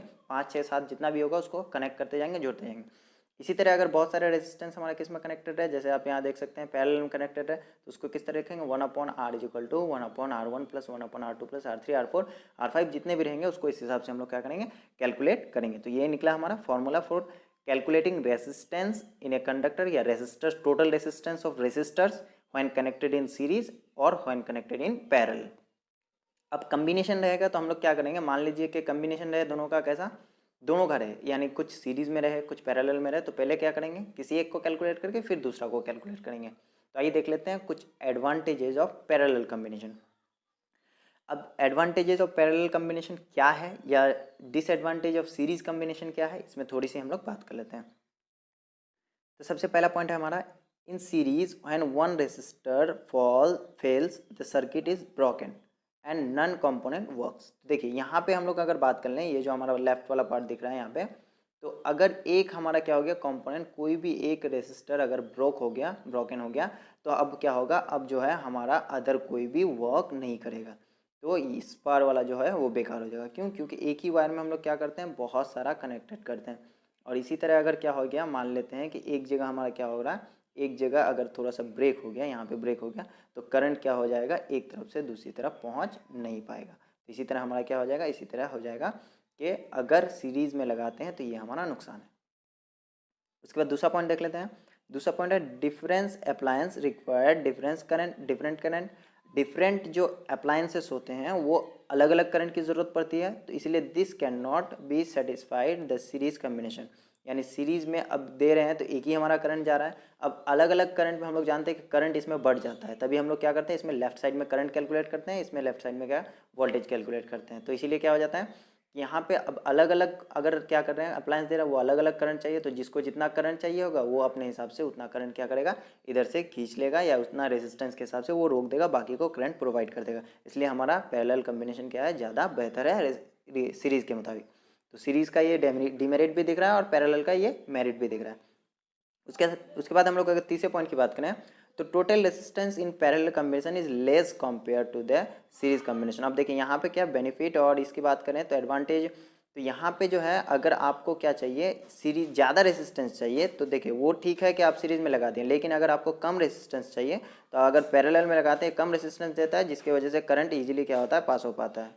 रेजिस्टर पार्ट जिसमें हम लोग रेजिस्टर्स को कनेक्ट किए हैं सीरीज़ में, फिर फर्दर पैरेलल में, और इसी तरह से आप क्या कर सकते हैं, फिर दोनों को कंबाइन करके देख सकते हैं। आगे जो टॉपिक देखना है वो हमारा heating effect of electric current है, यानी इलेक्ट्रिक करंट का हीटिंग इफेक्ट किस हिसाब से होता है, उसको कैलकुलेट कैसे करते हैं वो देखना है। तो आइए देख लेते हैं आगे नेक्स्ट टॉपिक। अब है heating effect of electric current. Heating effect of electric current क्या हो जाता है, आप लोग पहले जानते होंगे कि जब भी क्या करते हैं इलेक्ट्रिक करंट कुछ डिवाइसेस ऐसे हैं जिनसे पास होता है, तो वहाँ पे क्या होता है, हीट जनरेट होता है, तो उसी चीज़ को हम लोग heating effect of electric current कहते हैं। तब देख लेते हैं इसका definition, heating effect of electric current. ये क्या हो जाता है, if conductor is purely resistive, यानी एक ऐसा कंडक्टर है, गुड कंडक्टर है, पास होता है करंट, लेकिन प्योरली रेसिस्टिव, बहुत ज़्यादा रोक देता है। This source of energy continuously get dissipated मतलब होता है बर्बाद होना, वेस्ट अप हो जाना, या किसी अदर फॉर्म में चेंज होकर वेस्ट हो जाना, इन फॉर्म ऑफ हीट के फॉर्म में जो चेंज अप होके क्या होता है, वेस्ट होता है, उसको हम क्या कहते हैं, this is known as heating effect of electric current. इसको हम लोग कहते हैं heating effect of electric current. उसके बाद आप यहाँ देख सकते हैं, यहाँ पे एक कंडक्टर बनाया गया है जिसमें कुछ करंट दिया जा रहा है, वोल्टेज दिया जा रहा है, पोटेंशियल डिफरेंस, और ये एक ऐसा एलिमेंट है जो पूरा रेजिस्टिव है। और जैसे मान लीजिए आयरन में लगाते हैं, इलेक्ट्रिक हीटर्स में लगाते हैं, ईटीसी। तो ये जो हमारा क्या है, यहाँ पे जैसे ही हम लोग क्या करते हैं पोटेंशियल डिफरेंस कैलकुलेट करते हैं, ये जो इलेक्ट्रॉन्स है ये क्या होंगे, मूव होंगे किस डायरेक्शन में, नेगेटिव से पॉजिटिव डायरेक्शन में। और मूव होने के बाद क्या होगा, ये जो है हमारा ये जो एटम्स है इनसे टकराएगा, और टकराने के बाद क्या होगा, वो तो क्योंकि उसी में मूव होकर रह जाएगा, वेस्ट अप होगा नहीं, बहुत ज़्यादा रेसिस्टेंस है, मूव होने पाएगा नहीं ज़्यादा, इस वजह से टकरा टकरा के क्या करेगा, वो हीट जनरेट करेगा, और उसी हीट को हम क्या कहेंगे, वर्क डन कहेंगे। अब जो वर्क डन हुआ हमारा वो क्या होता है, हम लोग जानते हैं क्लास 9 में पढ़े हैं, energy always equals to work done. दोनों का ऐसा यूनिट क्या है, दोनों का ऐसा यूनिट जूल है। तो दोनों का ऐसा यूनिट जब जूल है, जिसको जे से डिनोट करते हैं, तो यहाँ पे एनर्जी क्या हो गया, वर्क डन के बराबर हो गया, और एनर्जी वर्क डन कितना हुआ, जो हीट हमारा प्रोड्यूस हुआ वही हमारा क्या हुआ, वर्क डन हो गया। तो इसी तरह हम लोग देख लेते हैं कि अब यहाँ पे जो है हीट, अमाउंट ऑफ हीट किस तरह हम लोग कैलकुलेट कर सकते हैं। तो इसको इससे पहले हम लोग क्या पढ़े थे, पोटेंशियल डिफरेंस पढ़े थे। पोटेंशियल डिफरेंस वाले स्लाइड में आते हैं, फिर वहाँ से हम लोग यहाँ बैक आते हैं ताकि वहाँ से क्लियरली और समझ में आ जाए। पोटेंशियल डिफरेंस क्या होता है, work done to move a unit charge from one point to another point, that is potential difference is equal to होता है वर्क डन अपॉन चार्ज। तो ये फॉर्मूला क्या होता है, V equals to W upon Q. इस formula का अब हम लोग क्या करेंगे, वहाँ पे यूज़ करेंगे। तो बैक आते हैं प्रीवियस स्लाइड पे, उसके बाद पे देखते हैं कि इस फॉर्मूला का वहाँ पे क्या यूज़ होने वाला है। था वो क्या था, वो था V equals to work done upon क्या होता, work done upon charge, that is Q. तो ये जो हमारा वर्क डन अपॉन चार्ज था, तो देखिए यहाँ पे क्या होता है, जो हीट है वही क्या है, वर्क डन के इक्वल है, तो इसको हम लोग रिप्लेस कर सकते हैं, जो हीट है एच अपॉन क्यू से। तो अब इसको अगर क्रॉस मल्टीप्लाई करें इसको और वी को, तो ये हो जाएगा एच इक्वल्स टू क्या हो जाएगा, H इक्वल्स टू हो जाएगा V इंटू क्यू। तो ये हो गया हमारा एक फॉर्मूला हीट कैलकुलेट करने का, यानी कितना हमने पोटेंशियल डिफरेंस दिया H equals to V into Q और कितना उसमें क्या हो रहा है चार्ज फ्लो हो रहा है। तो दोनों को अगर मल्टीप्लाई करें तो इस हिसाब से क्या होगा एक फॉर्मूला निकलेगा H equals to V upon Q. ये हो जाएगा हीट कैलकुलेशन का फॉर्मूला। आप इसी फॉर्मूला को यूज़ करते हुए कुछ अदर जो है अदर फार्मूलाज हम लोग कैलकुलेट करते हैं, इसके लिए एक अलग सा लाइन में आते हैं। तो पिछला पेज में हमने पता किया कि क्या होता है H equals to V into Q होता है। उसके बाद हम लोग क्या देख लेते हैं, कुछ फॉर्मूला होता है कि I equals to charge upon that is current equals to charge upon time होता है। इस वाले फॉर्मूला को देखेंगे। उसके बाद इसी को अगर क्रॉस मल्टीप्लाई करें I और T मल्टीप्लाई होकर क्या हो जाएगा Q इक्वल्स टू IT हो जाएगा। उसके बाद तीसरा फॉर्मूला क्या होता है ओम्स लॉ से V इक्वल्स टू IR होता है, और I को एक तरफ रखें तो ये V के नीचे क्या हो जाएगा R आ जाएगा क्रॉस मल्टीप्लाई होकर। अब इन सब फार्मूला की मदद से ये जो हमारे यहाँ पे चारों फार्मूलाज था, यहाँ पे जो चारों फार्मूलाज था, इस चारों फार्मूलाज को हम देखेंगे कि ये चारों फार्मूलाज किस तरह से वर्क करता है। ये क्या था V इक्वल्स टू IR था, और उसके बाद इसी I को एक तरफ रखते हैं तो ये V अपॉन R हो जाता है। तो इन चारों को फार्मूला को यूज़ करते हुए अब किस तरह हम जो है हीट का जो है अदर फार्मूलाज कैलकुलेट कर सकते हैं, हम उसको देखेंगे। तो याद रखिएगा I equals to Q upon T, Q equals to IT, V equals to IR Ohm's law, उसके बाद I equals to V upon R। इन फार्मूलाज को यूज़ करते हुए हम लोग क्या करेंगे अगले स्लाइड पे जो हीट के और फर्दर फार्मूलाज होते हैं उनको कैलकुलेट करते हैं। सबसे पहले जो हमारा फॉर्मूला क्या निकला था H equals to V into Q निकला था। कहाँ से, इसको क्रॉस मल्टीप्लाई करके निकालें। उसके बाद देखिए अब क्या करेंगे, यहाँ पे इस पे अगर फॉर्मूला पे हम अदर वैल्यूज़ रखें ये सारे, तो किस हिसाब से ये जो फॉर्मूलाज होता है चेंज होता है। तो सबसे पहले हम लोग बात कर लेते हैं यहाँ पे। देखिए यहाँ पे क्या है H equals to V into Q है, इसमें आप देख सकते हैं। अगर हम लोग क्या करें Q का वैल्यू यहाँ से देख लें, तो यहाँ से Q का वैल्यू अगर देखेंगे तो क्या होगा IT होगा, तो यानी V Q के जगह IT रखेंगे और T हो जाएगा, IT रखेंगे और V पहले से था H इक्वल्स टू क्या हो जाएगा VIT। ये हो जाएगा एक हीट का फॉर्मूला। Q का वैल्यू था IT, ये यहाँ पे Q की जगह पुट किए तो VIT हो गया ये हीट का फॉर्मूला। ये हो गया दूसरा फॉर्मूला। उसके बाद क्या जानते हैं V इक्वल्स टू IR जानते हैं। उसके बाद देखिए यहाँ पे क्या करेंगे, फिर जो हमारा सेकंड नंबर फॉर्मूला आया यहाँ पे V इक्वल्स टू IR जो है इसको यहाँ पे पुट करेंगे। तो देखिए V की जगह IR आएगा, V की जगह IR आ गया, IT हो गया। तो अब यहाँ पे गौर करेंगे इस वाले फॉर्मूला में क्या हो जाएगा, इस वाले फॉर्मूला में हो जाएगा फॉर्मूला में हो जाएगा देखिए आई इंटू आई स्क्वायर हो जाएगा। तो इसलिए तीसरा जो फॉर्मूला निकला ये हमारा निकला H equals to I square R T. ये फॉर्मूला काफ़ी इंपॉर्टेंट है क्योंकि ये जो जूल्स लॉ पढ़ेंगे वो एक्चुअली में जूल्स लॉ से ही ये फॉर्मूला हमारा यहाँ आया है, और लेकिन इसको ओम्स लॉ से भी वेरीफाई जब करते हैं हम लोग फॉर्मूला को, तो ओम्स लॉ से भी ये वेरीफाई होता है। उसके बाद चौथा जो हमारा फॉर्मूला था, चौथा फॉर्मूला क्या था, यानी इसको हमने रिप्लेस किया था। क्या रिप्लेस किया था, ये जो आई था आई इक्वल्स टू हमने देखा था क्या था, ये v और v के नीचे जाएगा r, क्योंकि यहाँ पे ऊपर में है तो v अपॉन r। अगर हम क्या करें सिमिलरली इस वाले फॉर्मूला में रिप्लेस करें क्या i इक्वल्स टू ये जो हमारा है ये फॉर्मूला में क्या होता है i equals to v upon r। तो देखिए यहाँ पे क्या करेंगे h था तो इसको ब्लैंक स्लाइड ले लेते हैं, वहाँ पे हम लोग देख लेते हैं h equals to I square R T. ये जो है इसको यूज़ करेंगे और उस पर जगह क्या करेंगे I equals to V upon R use करेंगे। ब्लैंक स्लाइड यहाँ पे यूज़ कर लेते हैं, आई की जगह वी अपॉन आर होगा तो यहाँ पे हो जाएगा एच इक्वल्स टू यहाँ पे क्या हो जाएगा V square upon R square, और V square upon R square जो हो गया यहाँ पे V square upon R square, और ये आर पहले से था और ये टी हो गया। तो यहाँ पे गौर कर सकते हैं ऊपर का आर नीचे का आर स्क्वायर कटेगा, तो ये जो एच का फॉर्मूला है अब ये हो जाएगा, यहाँ पे हम लोग बड़ा करके लिख देते हैं एच इक्वल्स टू हो जाएगा क्या बचेगा वी स्क्वायर बचेगा, वी स्क्वायर के बाद क्या बचा यहाँ पे टी बचा तो V square T upon R. ये भी क्या हो गया हमारा एक हीट का फॉर्मूला हो गया। तो इसको आप देख सकते हैं और इसको नोट डाउन कर लीजिए आप, बेहतर रहेगा। इसके बाद हम लोग आगे बढ़ते हैं अगले टॉपिक की तरफ।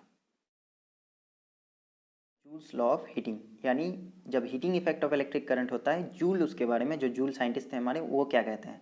तो देखिए heat produced in a resistor, क्योंकि जब रोकेगा करंट को तभी हीट प्रोड्यूस होगा, और जो हीट प्रोड्यूस होगा उसके लिए 3 पॉइंट्स उन्होंने बताया यहाँ पे। तो सबसे पहले हम क्या कहते हैं एक जो फॉर्मूला निकाले थे H equal to I square R T. इस फॉर्मूला को अगर गौर से ऑब्जर्व करेंगे तो जूल्स लॉ भी हमारा क्या करेगा सेम फॉर्मूला देगा।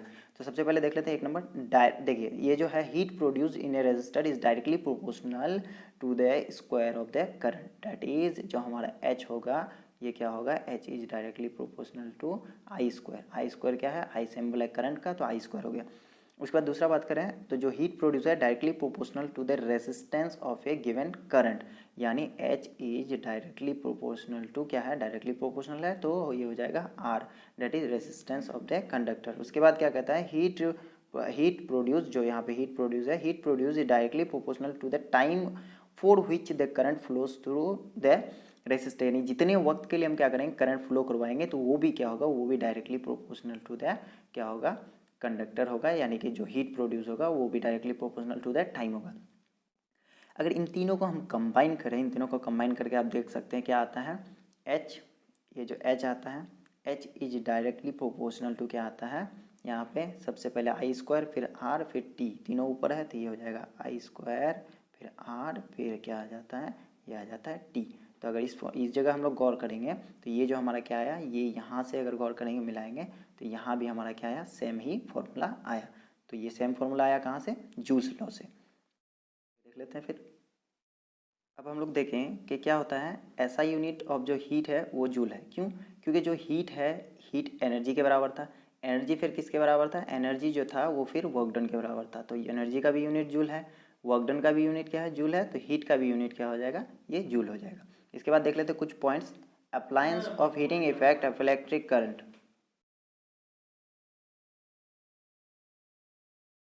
एप्लीकेशन या appliance of heating effect of electric current, कहाँ हम अप्लाई कर रहे हैं, अप्लाइंग या एप्लीकेशन या appliance of heating current of electric current. तो ये क्या हो जाता है, देखिए हम लोग अगर बात कर लें तो क्या हो जाता है, हीटिंग इज डिज़ायरेबल, ज़रूरत होती है in devices like heater, electric iron and electric fuses. अब इलेक्ट्रिक आयरन में तो ज़रूरत होती है हमें पता है, इलेक्ट्रिक हीटर्स में भी ज़रूरत होती है पता है, बट इलेक्ट्रिक फ्यूजेज में क्यों ज़रूरत होती है, क्योंकि देखिए फ्यूज़ क्या होता है, इसी जगह पे लगाया जाता है, उसके आगे बहुत सारे हमारे डिवाइसेस कनेक्ट होते हैं। तो जो डिवाइसेस बच सके, अगर हाई अमाउंट ऑफ करंट वहाँ से आए तो क्या होता है, हीट जो है हमारा फ्यूज़ में बहुत ज़्यादा हीट हो जाता है, जिसकी वजह से हाई अमाउंट ऑफ करंट या वोल्टेज आने की वजह से क्या होता है, फ्यूज ब्रेक हो जाता है, जिससे हमारे फर्दर जो डिवाइसेस हैं वो बच जाते हैं। तो इलेक्ट्रिक फ्यूज भी हमारा किस पे, heating effect of electric current पे ही ब्रेक होता है। उसके बाद बात कर लेते हैं दूसरा पॉइंट की, हीटिंग इज अनडिजायरेबल, बगैर ज़रूरत है in devices like computer, refrigerator, TV, etc. तो इसी तरह हम अगर कभी कभी देखते हैं कि मोबाइल जब चार्ज में लगाते हैं या गेम्स वगैरह खेलते हैं या कुछ भी काम करते हैं, अगर ज़्यादा देर यूज़ करते हैं मोबाइल को, वो भी हीट हो जाता है। तो ये क्या होता है, ये हमारे क्या मोबाइल हीट करने की ज़रूरत है, नहीं ज़रूरत है, बट वो हीट होता है। तो ये क्या है, अनडिजायरेबल, हमारी चाहत के बगैर ही वो हीट हो जाता है। तो ये था हमारा क्या, application of heating effect of electric current, कुछ अच्छे यूज़ के लिए और कुछ अनडिजायरेबल, ज़रूरत नहीं होती है फिर भी हो जाता है। तो अब हम लोग बात कर लेते हैं अबाउट इलेक्ट्रिक बल्ब की, इलेक्ट्रिक बल्ब क्या होता है। तो देखिए एक सवाल है आपके लिए यहाँ पे, हु इन्वेंटेड इलेक्ट्रिक बल्ब, अगर आप जानते हैं तो आप नीचे हमें कमेंट कर सकते हैं। तो आइए आगे बढ़ते हैं। फिलामेंट जो होता है इलेक्ट्रिक बल्ब का, पुराने ज़माने का इलेक्ट्रिक बल्ब कैसा होता था, वो कुछ इस तरह का दिखता था, और उसके बाद क्या करते थे हम लोग, होल्डर में फिट करते थे, जहाँ पे यहाँ पे एक वायर लगा हुआ होता था इस तरह से। ये जो यहाँ पे वायर होता था ये किसका होता था, ये टंगस्टन का बना होता था, जिसका मेल्टिंग पॉइंट काफ़ी हाई होता है, जिस वजह से हाई होने की वजह से क्या होता है, ये बहुत हीट होकर लाइट तो प्रोड्यूस करता था, लेकिन जल्दी ये क्या डेली डेली ख़राब नहीं होता था कुछ अरसे बाद, बट डेली ख़राब नहीं होता था। उसके बाद बात करते हैं इस टाइप के जो बल्ब्स होते थे, इस टाइप के बल्ब में क्या होता था, most of energy consume in heating, वो बल्ब बहुत ज़्यादा हीट हो जाता था, अगर आप यूज़ किए हैं तो आपको पता होगा। लेकिन आज के दौर की बात करें तो अभी एलईडीज़ यूज़ करते हैं, तो अभी ज़्यादा हीट प्रोड्यूस नहीं होता, ज़्यादा लाइट ही प्रोड्यूस होता है। तो उसके बाद बात कर लेते हैं heating and small part of light, यानी बहुत कम पार्ट ही क्या होता था, लाइट प्रोड्यूस होता था। और उस बल्ब में क्या होता था, गैसेस फिल होते थे, कैसे गैसेस फिल होते थे, bulb filled with non reactive gases like nitrogen and argon, क्योंकि इतना ज़्यादा हीट होता था, अगर रिएक्टिव गैसेस डालेंगे तो वो क्या हो जाएगा, ब्लास्ट कर जाएगा, इस वजह से नॉन रिएक्टिव गैसेस फिल किया जाते थे। तो देखिए ये मिडिल लाइन को गौर से देखिएगा, most of the energy consume in heating and small amount of the part of the light, यानी लाइट कम ज़्यादा हीट प्रोड्यूस होता था। कौन से ज़माने के बल्ब में, जो पुराने ज़माने के कुछ इस शेप के क्या होते थे, ये जो बल्ब होते थे, जिसमें कहाँ क्या होता था, जिसमें जो है टंगस्टन का वायर लगा हुआ होता था। तो आपके लिए यहाँ पे एक और सवाल है कि अभी हम लोग बात करते हैं कि पुराने ज़माने के जो बल्ब्स होते थे, आपको याद होगा ये 60 वाट का होता था, और ज़्यादा लाइट चाहिए था 100 वाट का होता था, 200 वाट का होता था, ठंडी के दिन में हम लोग यूज़ करते थे। अभी का जो एलईडीज़ होता है वो मैक्सिमम 10 वाट इनफ होता है एक बड़े से रूम को लाइट करने के लिए। तो क्या रीज़न है कि पहले ज़माने में 60 वाट, 100 वाट, 200 वाट, देखिए 10 वाट का 20 गुना, 10 वाट का 10 टाइम्स, तो 10 टाइम्स में भी हमें रोशनी कम मिलती थी, अभी रोशनी क्या मिलती है, ज़्यादा मिलती है। तो क्या इस सवाल का जवाब आप दे सकते हैं, आप किस कॉन्सेप्ट पे ये बेस्ड है, यहीं पे आपका जवाब छुपा हुआ है। अगर आपका दिमाग यहाँ पे चल रहा है, लग रहा है, तो दिमाग लगाइए और कमेंट में हमें जवाब जरूर दीजिए, देखते हैं कि आपका दिमाग कितना फास्ट चलता है इलेक्ट्रिसिटी की दुनिया में। इसके बाद हम लोग बात कर लेते हैं कुछ अगले टॉपिक्स की। फ्यूज़ के बारे में थोड़ा सा देख लेते हैं। इलेक्ट्रिक फ्यूज़ क्या होता है? It is a device which protects circuits and appliances by stopping flow of current, unwanted current भी कह सकते हैं, in case of short circuit और ओवरलोडिंग। ओवरलोडिंग के केस में क्या होता है, जो बहुत ज़्यादा ओवरलोड हो जाता है, जो करंट फ्लो होता है, तो अगर जहाँ पे हम क्या करते हैं इलेक्ट्रिक फ्यूज़ लगाते हैं वो उससे आगे फ्लो होने करंट को नहीं देता है, और हमारे जो क्या होते हैं अप्लायंस और सर्किट्स होते हैं, क्या होते हैं जो सर्किट और अप्लायंसेस होते हैं, इनको वो क्या करता है प्रोटेक्ट कर देता है, हिफाजत कर लेता है, जिसकी वजह से वो वेस्ट नहीं होता है, और शॉर्ट सर्किट में और किस केसेस में, ओवरलोडिंग के केसेस में। तब कुछ पॉइंट्स और है, इसको देख लेते हैं। पहला नंबर पॉइंट देख लेते हैं यहाँ पे, ऑलवेज कनेक्टेड इन सीरीज। यानी जब भी हम क्या करेंगे, एक वायर है हमारा, यहाँ से वायर है, यहाँ पे बात कर लेते हैं, यहाँ ये वायर जाके क्या हो रहा है किसी जगह हमारे बोर्ड में या कहीं पे कनेक्ट हो रहा है। तो ये जो बोर्ड में कनेक्ट हो रहा है, तो बोर्ड में जो हमारा कनेक्ट होने जा रहा है, तो अगर फ्यूज़ हम क्या कर रहे हैं यहाँ पे फ्यूज़ को कनेक्ट कर रहे हैं, तो ये क्या होगा सीरीज़ में ही हमारा कनेक्ट होना चाहिए। सीरीज़ में कनेक्ट होने से तभी यहाँ पे ब्रेक होगा, और क्या हो जाएगा सारे अप्लायंसेस के बाद जितने सारे अप्लायंस है सबको ये बचा पाएगा, अगर क्या हो जाए ओवरलोडिंग की बात करें या फिर हम लोग बात कर लें शॉर्ट सर्किट की। उसके बाद दूसरा नंबर जो it has law melting point. इसमें लॉ मेल्टिंग पॉइंट होना चाहिए, क्यों? क्योंकि जो हमारा फ्यूज़ होता है, फ्यूज़ में अगर क्या करें हम लोग लॉ मेल्टिंग पॉइंट दें, तो ये क्या करेगा, जो ईजिली अगर बहुत ज़्यादा ओवरलोड हो जाए सडनली, तो ये ईजिली क्या हो पाएगा, ये ब्रेक हो पाएगा, और ब्रेक होने का मतलब क्या हो जाएगा, ऐसे टूट जाएगा यहाँ से, और टूटने की वजह से क्या हो जाएगा, ये टूटने की वजह से करंट जो है फर्दर फ्लो नहीं कर पाएगा, और फ्लो जब करंट नहीं कर पाएगा तो आगे का जितना सारा भी हमारा क्या था, इधर का जितना सारा भी अप्लायंसेस था, ये सारे अप्लायंसेस क्या हो जाएगा, सेफ रहेगा। उसके बाद बात कर लेते हैं तीसरे पॉइंट की। फ्यूज जो बना हुआ होता है, अब वो किस चीज़ का होता है? It is like wire made up of metals and alloys. आपके घर में भी जो होता है एमसीबीज होता है, जिसको मिनिएचर सर्किट ब्रेकर्स कहते हैं। इसका फुल फॉर्म एमसीबी जो होता है, इसका फुल फॉर्म क्या होता है, मिनिएचर छोटा सर्किट ब्रेकर्स। आप लिखना चाहें तो लिख सकते हैं। जो उसमें होता है उसमें भी फ्यूज़ वायर की तरह कनेक्ट होता है। उसके मीटर के पास जो मेन स्विच होता है उसमें भी क्या होता है, फ्यूज़ वायर्स इसी हिसाब से कनेक्ट होता है, और जिसको हम लोग क्या करते हैं अगर निकाल लेते हैं तो करंट फ्लो होना बंद हो जाता है। उसके बाद घर का जो बोर्ड होता है, पहले ज़माने में या फिर बात करें बहुत से घरों में अभी भी होगा, स्कूल्स में घर में आप देखे होंगे, जो इंडिकेटर होता है, इंडिकेटर के पास क्या होता है, जिस कलर का बोर्ड होता है उसी के कलर का थोड़ा उभरा हुआ पार्ट होता है, जो वो जो होता है हमारा क्या होता है, वो एक्चुअली में वही फ्यूज़ होता है जो अदर डिवाइसेस को प्रोटेक्ट करता है। उसके बाद ये क्या कहता है, it is like wire made, wire से ही बना होता है, metals and alloys like tin copper and aluminium. Tin copper या एल्यूमिनियम का पतला सा वायर होता है जो क्या करता है, जिससे इलेक्ट्रिक फ्यूज़ बनाया जाता है। इसके बाद देख लेते हैं हम लोग फर्दर टॉपिक्स। पावर क्या हो जाता है, इलेक्ट्रिक एनर्जी कंज्यूम्ड पर unit time is in an electric circuit is called electric power. देखिए पावर क्या होता था, हम लोग इससे पहले देखते थे, पावर इज इक्वल टू होता था एनर्जी कंज्यूम या वर्क डन अपॉन टाइम। ये होता था work done upon time, that is energy consume upon time होता था। ये एनर्जी कंज्यूम अपॉन टाइम हमने लिख लिया। अब हम लोग एक चीज़ जानते हैं, ये जो क्या होता है हीट प्रोड्यूस होता है, ये एक्चुअली में किसके इक्वल होता है, ये एनर्जी के इक्वल होता है। इसलिए हम इसको क्या कर सकते हैं, रिप्लेस कर सकते हैं।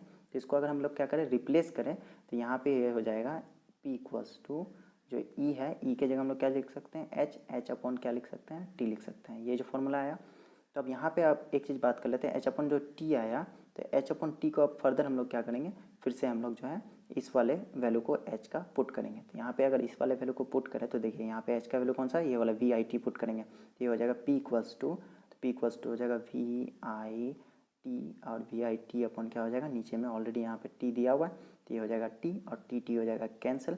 तो सबसे पहला जो हमारा फॉर्मूला आया किसके लिए, H के लिए, तो H P के लिए, तो P इक्वल्स टू क्या आया, यहाँ बचा V और यहाँ बचा I, तो ये आया VI।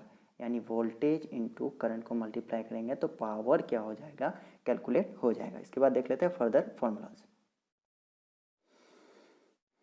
इसके बाद हम लोग क्या करते हैं, ओम्स लॉ वाला फॉर्मूला को यूज़ कर लेते हैं। V is equal to IR होता है, तो I को अगर रखेंगे तो क्या हो जाएगा V और R, तो V अपॉन R होगा। ये फॉर्मूला ऑलरेडी हम लोग देख चुके हैं। यहाँ क्या करेंगे, I का value V upon R put करेंगे, तो ये हो जाएगा P इक्वल्स टू, देखिए P इक्वल्स टू V, और I के जगह क्या पुट करना है, I के जगह पुट करना है V अपॉन R, तो यहाँ पे करेंगे multiplied by V upon R, तो ये हो जाएगा क्या हो जाएगा, P equals to V square upon R। तो ये क्या आया, पावर का एक और फॉर्मूला आया, P equals to V square upon R, ये आया एक फार्मूला आया, ये दूसरा फार्मूला। उसके बाद बात कर लेते हैं हम लोग तीसरा फार्मूला की। तीसरा फार्मूला क्या करेंगे, जो हमारा यहाँ पे वैल्यूज था H इक्वल्स टू, एक इक्वेशन हमने निकाला था यहाँ पे, तो V square T upon R जो था, यहाँ पे V square T upon R था, जो थर्ड फार्मूला हम लोग ने कैलकुलेट किया था। तो इस वाले फार्मूला को यूज़ करके तीसरा फार्मूला निकालेंगे। तो इनको एक फ्रेश पेज में देख लेते हैं, और जो अब तक निकालें उसको एक फ्रेश पेज में वाइट राइटिंग में हम लोग समझ लेते हैं। हम लोगों ने क्या देखा था? हम लोगों ने देखा था कि यहाँ पे क्या था, P equals to E upon T होता है। क्या होता है? P equals to E upon T होता है। ई के जगह हमने क्या पुट किया? H पुट किया। तो यहाँ पे H की बात करेंगे तो H इज इक्वल्स टू क्या है? V I T. तो हमने क्या किया? ई के जगह वी आई टी पुट किया और नीचे में टी कट करके यहाँ टी टी कट हुआ, कट होने के बाद वी आई बचा। फॉर्मूला क्या बचा? पहला फॉर्मूला हो गया P इक्वल्स टू वी आई हो गया। यहाँ से फॉर्मूला अगर गौर करेंगे तो ये P इक्वल्स टू क्या हो गया? वी आई हो गया। उसके बाद अगर यहाँ देख सकते हैं जो H का वैल्यू है आई स्क्वायर आर टी है, डेट इज़ H क्या है? हीट है, हीट ही एनर्जी होता है। तो इस फॉर्मूला में फिर से हम क्या करेंगे? वो वाले वैल्यू को रखेंगे। तो इस वाले वैल्यू को जब रखेंगे तो क्या हो जाएगा? देखिए यहाँ पे P इक्वल्स टू, देखिए ई के बदले क्या रखेंगे? I square R T upon T. तो फिर टी और टी कैंसिल हुआ, टी और टी कैंसिल हुआ तो क्या बच गया? I square R. इसके बाद अगर इसी फॉर्मूला को हम लोग देखेंगे तो पहला फॉर्मूला हमारा क्या निकला? इससे पहले ये निकला P equals to V I, और अभी वाला फॉर्मूला क्या निकला? ये निकला P equals to I square R. तो ये देखिए पावर का हमारे पास दो फॉर्मूला आ गया। उसके बाद हम लोगों ने क्या किया था? एक फॉर्मूला कैलकुलेट किया था, that is H equals to V square upon V square T upon R. जो लास्ट हम लोगों ने क्या किया था? हीट का फॉर्मूला कैलकुलेट किया था पिछले ही 2-3 पेज पहले। आपको याद होगा, नहीं है तो एक बार रिवर्स करके देख लीजिए। इस फॉर्मूला से पावर भी हम कैलकुलेट कर सकते हैं। तो इस फॉर्मूला से पावर किस तरह कैलकुलेट कर सकते हैं? देखिए H का वैल्यू क्या है यहाँ पे? V square T upon R. तो यहाँ क्या हो जाएगा? देखिए P equals to E upon T है और ई ही क्या है? H है। तो देखिए V square T upon R रख रहे हैं हम लोग किसके बदले? ये जो ई है इसके बदले, डेट इज H के बदले। और उसके अलावा क्या हो जाएगा? देखिए H के बदले हम लोग क्या रख रहे हैं? V square T upon R. तो ये V square T upon R हो गया। उसके बाद एक टी पहले से है हमारे पास, तो एक टी यहाँ रख दें। उसके बाद अगर दोनों को देखें, टी टी कैंसिल हुआ, टी टी कैंसिल हुआ तो क्या बचा? V square upon R. तो देखिए पावर का कितना फॉर्मूला निकला? अगर गौर करेंगे power is equals to energy upon time, ये तो हम पहले से जानते हैं। अब क्या निकला? Power is equal to V into I, that is voltage into current, यानी पोटेंशियल डिफरेंस इंटू करंट। उसके बाद का formula P equals to I square R, और उसके बाद का फॉर्मूला क्या निकला? P equals to V square upon R. इन सारे फॉर्मूलाज को यूज़ करके हम लोग क्या करेंगे? न्यूमेरिक्स में जो हम लोग हेल्प, इसकी मदद से न्यूमेरिक्स को सॉल्व करेंगे, और ये काफ़ी हमारा हेल्प होने वाला है। तो ये जो सब फॉर्मूलाज है, किसके फॉर्मूलाज है? ये P के जितने भी फॉर्मूलाज है इनको याद रखिएगा, और ये जो H के जितने फॉर्मूलाज है ये इनको भी याद रखिएगा, और ओम्स लॉ तो याद रखना ही है। तो ये हो गया हमारा क्या? ये सारा हो गया फॉर्मूलाज, और ये हेल्प करेगा किसमें? ये हेल्प करेगा हमें न्यूमेरिक्स सॉल्व करने में। उसके बाद एक फॉर्मूला इसमें यहाँ ऐसा भी है जो जूल्स लॉ को दर्शाता है, याद है? ये कौन सा? ये वाला फॉर्मूला। तो आइए आगे बढ़ते हैं और अब हम लोग देख लेते हैं फर्दर टॉपिक्स। अब हम लोग पहुंच चुके हैं लास्ट टॉपिक पे, डेट इज लास्ट पेज के लास्ट टॉपिक पे। वो क्या है हमारा? वो है कमर्शियल यूनिट ऑफ एनर्जी, जो आप क्लास 9 में भी पढ़े हुए होंगे। वर्क एंड एनर्जी चैप्टर में आपको याद होगा, नहीं होगा तो खैर वो याद है तो अच्छी बात है, नहीं है तो हम लोग एक बार और समझते हैं। देखिए कमर्शियल यूनिट ऑफ एनर्जी क्या होता है? जो हम लोग यूनिट यूज़ करते हैं, यूनिट ऑफ पावर क्या होता है? वाट होता है, आमतौर पर हम लोग जानते हैं। और वाट का जो बड़ा यूनिट होता है किलो वाट होता है। किलो वाट मतलब क्या हो जाता है? 1000 वाट होता है, यहाँ पे लिखा हुआ है, देख सकते हैं। तो अब क्या करेंगे? इन्हीं की मदद से जो कमर्शियल यूनिट ऑफ एनर्जी होता है, जो 1 यूनिट जिसको हम लोग कहते हैं, घर में 1 यूनिट क्या आता है? बिजली का बिल आता है। तो वो क्या होता है? वो 1 किलो वाट आवर होता है, यानी 1 kilowatt that is 1000 watt consume होता है पर घंटे में। तो वो कितना बिल आता है? वो हमारा 1 यूनिट बिल आता है। तो अब 1 किलो वाट आवर में जो है कितने जूल ऑफ एनर्जी होता है? ये 3.6 इंटू 10⁻6 होता है। ये कैसे होता है? हम कहीं क्यों मान ले? तो आइए इसको हम लोग यहाँ पे सॉल्व करके देखते हैं। तो देखिए 1 किलो वाट है, 1 किलो वाट, किलो वाट की जगह हम लोग क्या लिख सकते हैं? किलो वाट की जगह 1000 वाट लिख सकते हैं, 1 इंटू 1000 वाट, ठीक है। किलो वाट को हमने वाट में बदल दिया। उसके बाद देखिए आवर है, आवर में कितने सेकंड्स होते हैं? 3600, याद होगा आपको, 60 इंटू 60, 3600 सेकंड। तो ये हो गया, अब क्या होगा? ये कन्वर्ट हो गया जूल में। वाट इंटू सेकंड जो है, ये वाट इंटू सेकंड, ये कन्वर्ट हो जाता है किसमें? वाट इंटू सेकंड हो जाता है जूल। तो अब ये जो जूल हमारा, तो देखिए यहाँ पे गौर करेंगे, इक्वल्स टू क्या आएगा? ये 3 जीरो यहाँ पे है, और ये कितना? 2 जीरो यहाँ पे, 5 जीरो। तो ये 36 के बाद कितना जीरो? 1 2 3 4, ये 5 जीरो। अब देखिए हम लोग क्या करते हैं? साइंटिफिक नोटेशन जब भी लिखते हैं तो हमारा जो पॉइंट के पहले का टर्म होना चाहिए वो क्या होना चाहिए? Greater than 1 but less than 10 होना चाहिए। तो देखिए ग्रेटर देन 1, यहाँ अगर 36 करते हैं तो क्या ग्रेटर देन 1 लेस देन 10 है? नहीं है।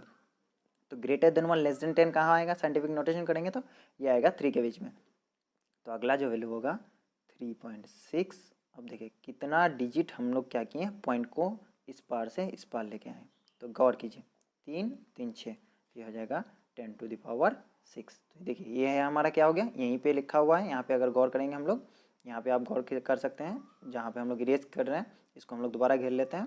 देखिए यहाँ पे गौर कर सकते हैं क्या लिखा हुआ है, 1 kilowatt hour is equal to 3.6, यहाँ भी 3.6 आया, 10⁻6, और ये क्या हो जाएगा जूल, क्योंकि क्या होता है वाट इंटू सेकंड क्या होता है हमारा जूल होता है। अब जूल हो गया एनर्जी, इसलिए हमारा क्या कहेंगे जो यूनिट कंज्यूम होता है हमारा वो एनर्जी होता है। तो किलोवाट आवर क्या है, एक जो यूनिट है ये एनर्जी का यूनिट है, बल्कि किसका नहीं है, पावर का नहीं है। ये लास्ट पेज था, लास्ट टॉपिक था। उम्मीद है कि आपको बहुत अच्छे से समझ में आया होगा। अगर वीडियो को अब तक लाइक नहीं किए तो लाइक कर लें, और जितने सारे आपके क्लासमेट्स हैं जिनको आप जानते हैं, जिनका नंबर है आपके पास, डेफिनेटली आप उनको शेयर कीजिए ताकि सबको इस वीडियो का फ़ायदा उठा सकें और सब लोगों तक ये वीडियो हमारा पहुंच सके। और अगर न्यूमेरिक्स के वीडियो चाहिए तो डेफिनेटली आप इस पूरे चैप्टर को कंप्लीट करने के बाद, ये वीडियो को कंप्लीट किए हैं अगर, तो पूरा देखे हैं, तो उसके बाद न्यूमेरिक्स की अगर ज़रूरत है आप नीचे कमेंट कर दीजिए, हम जो है आप तक न्यूमेरिक्स पहुंचा देंगे। Thank you for watching, this is signing off S Safdar sir. मिलते हैं अगले दिन एक नए वीडियो के साथ। Till then have a nice day.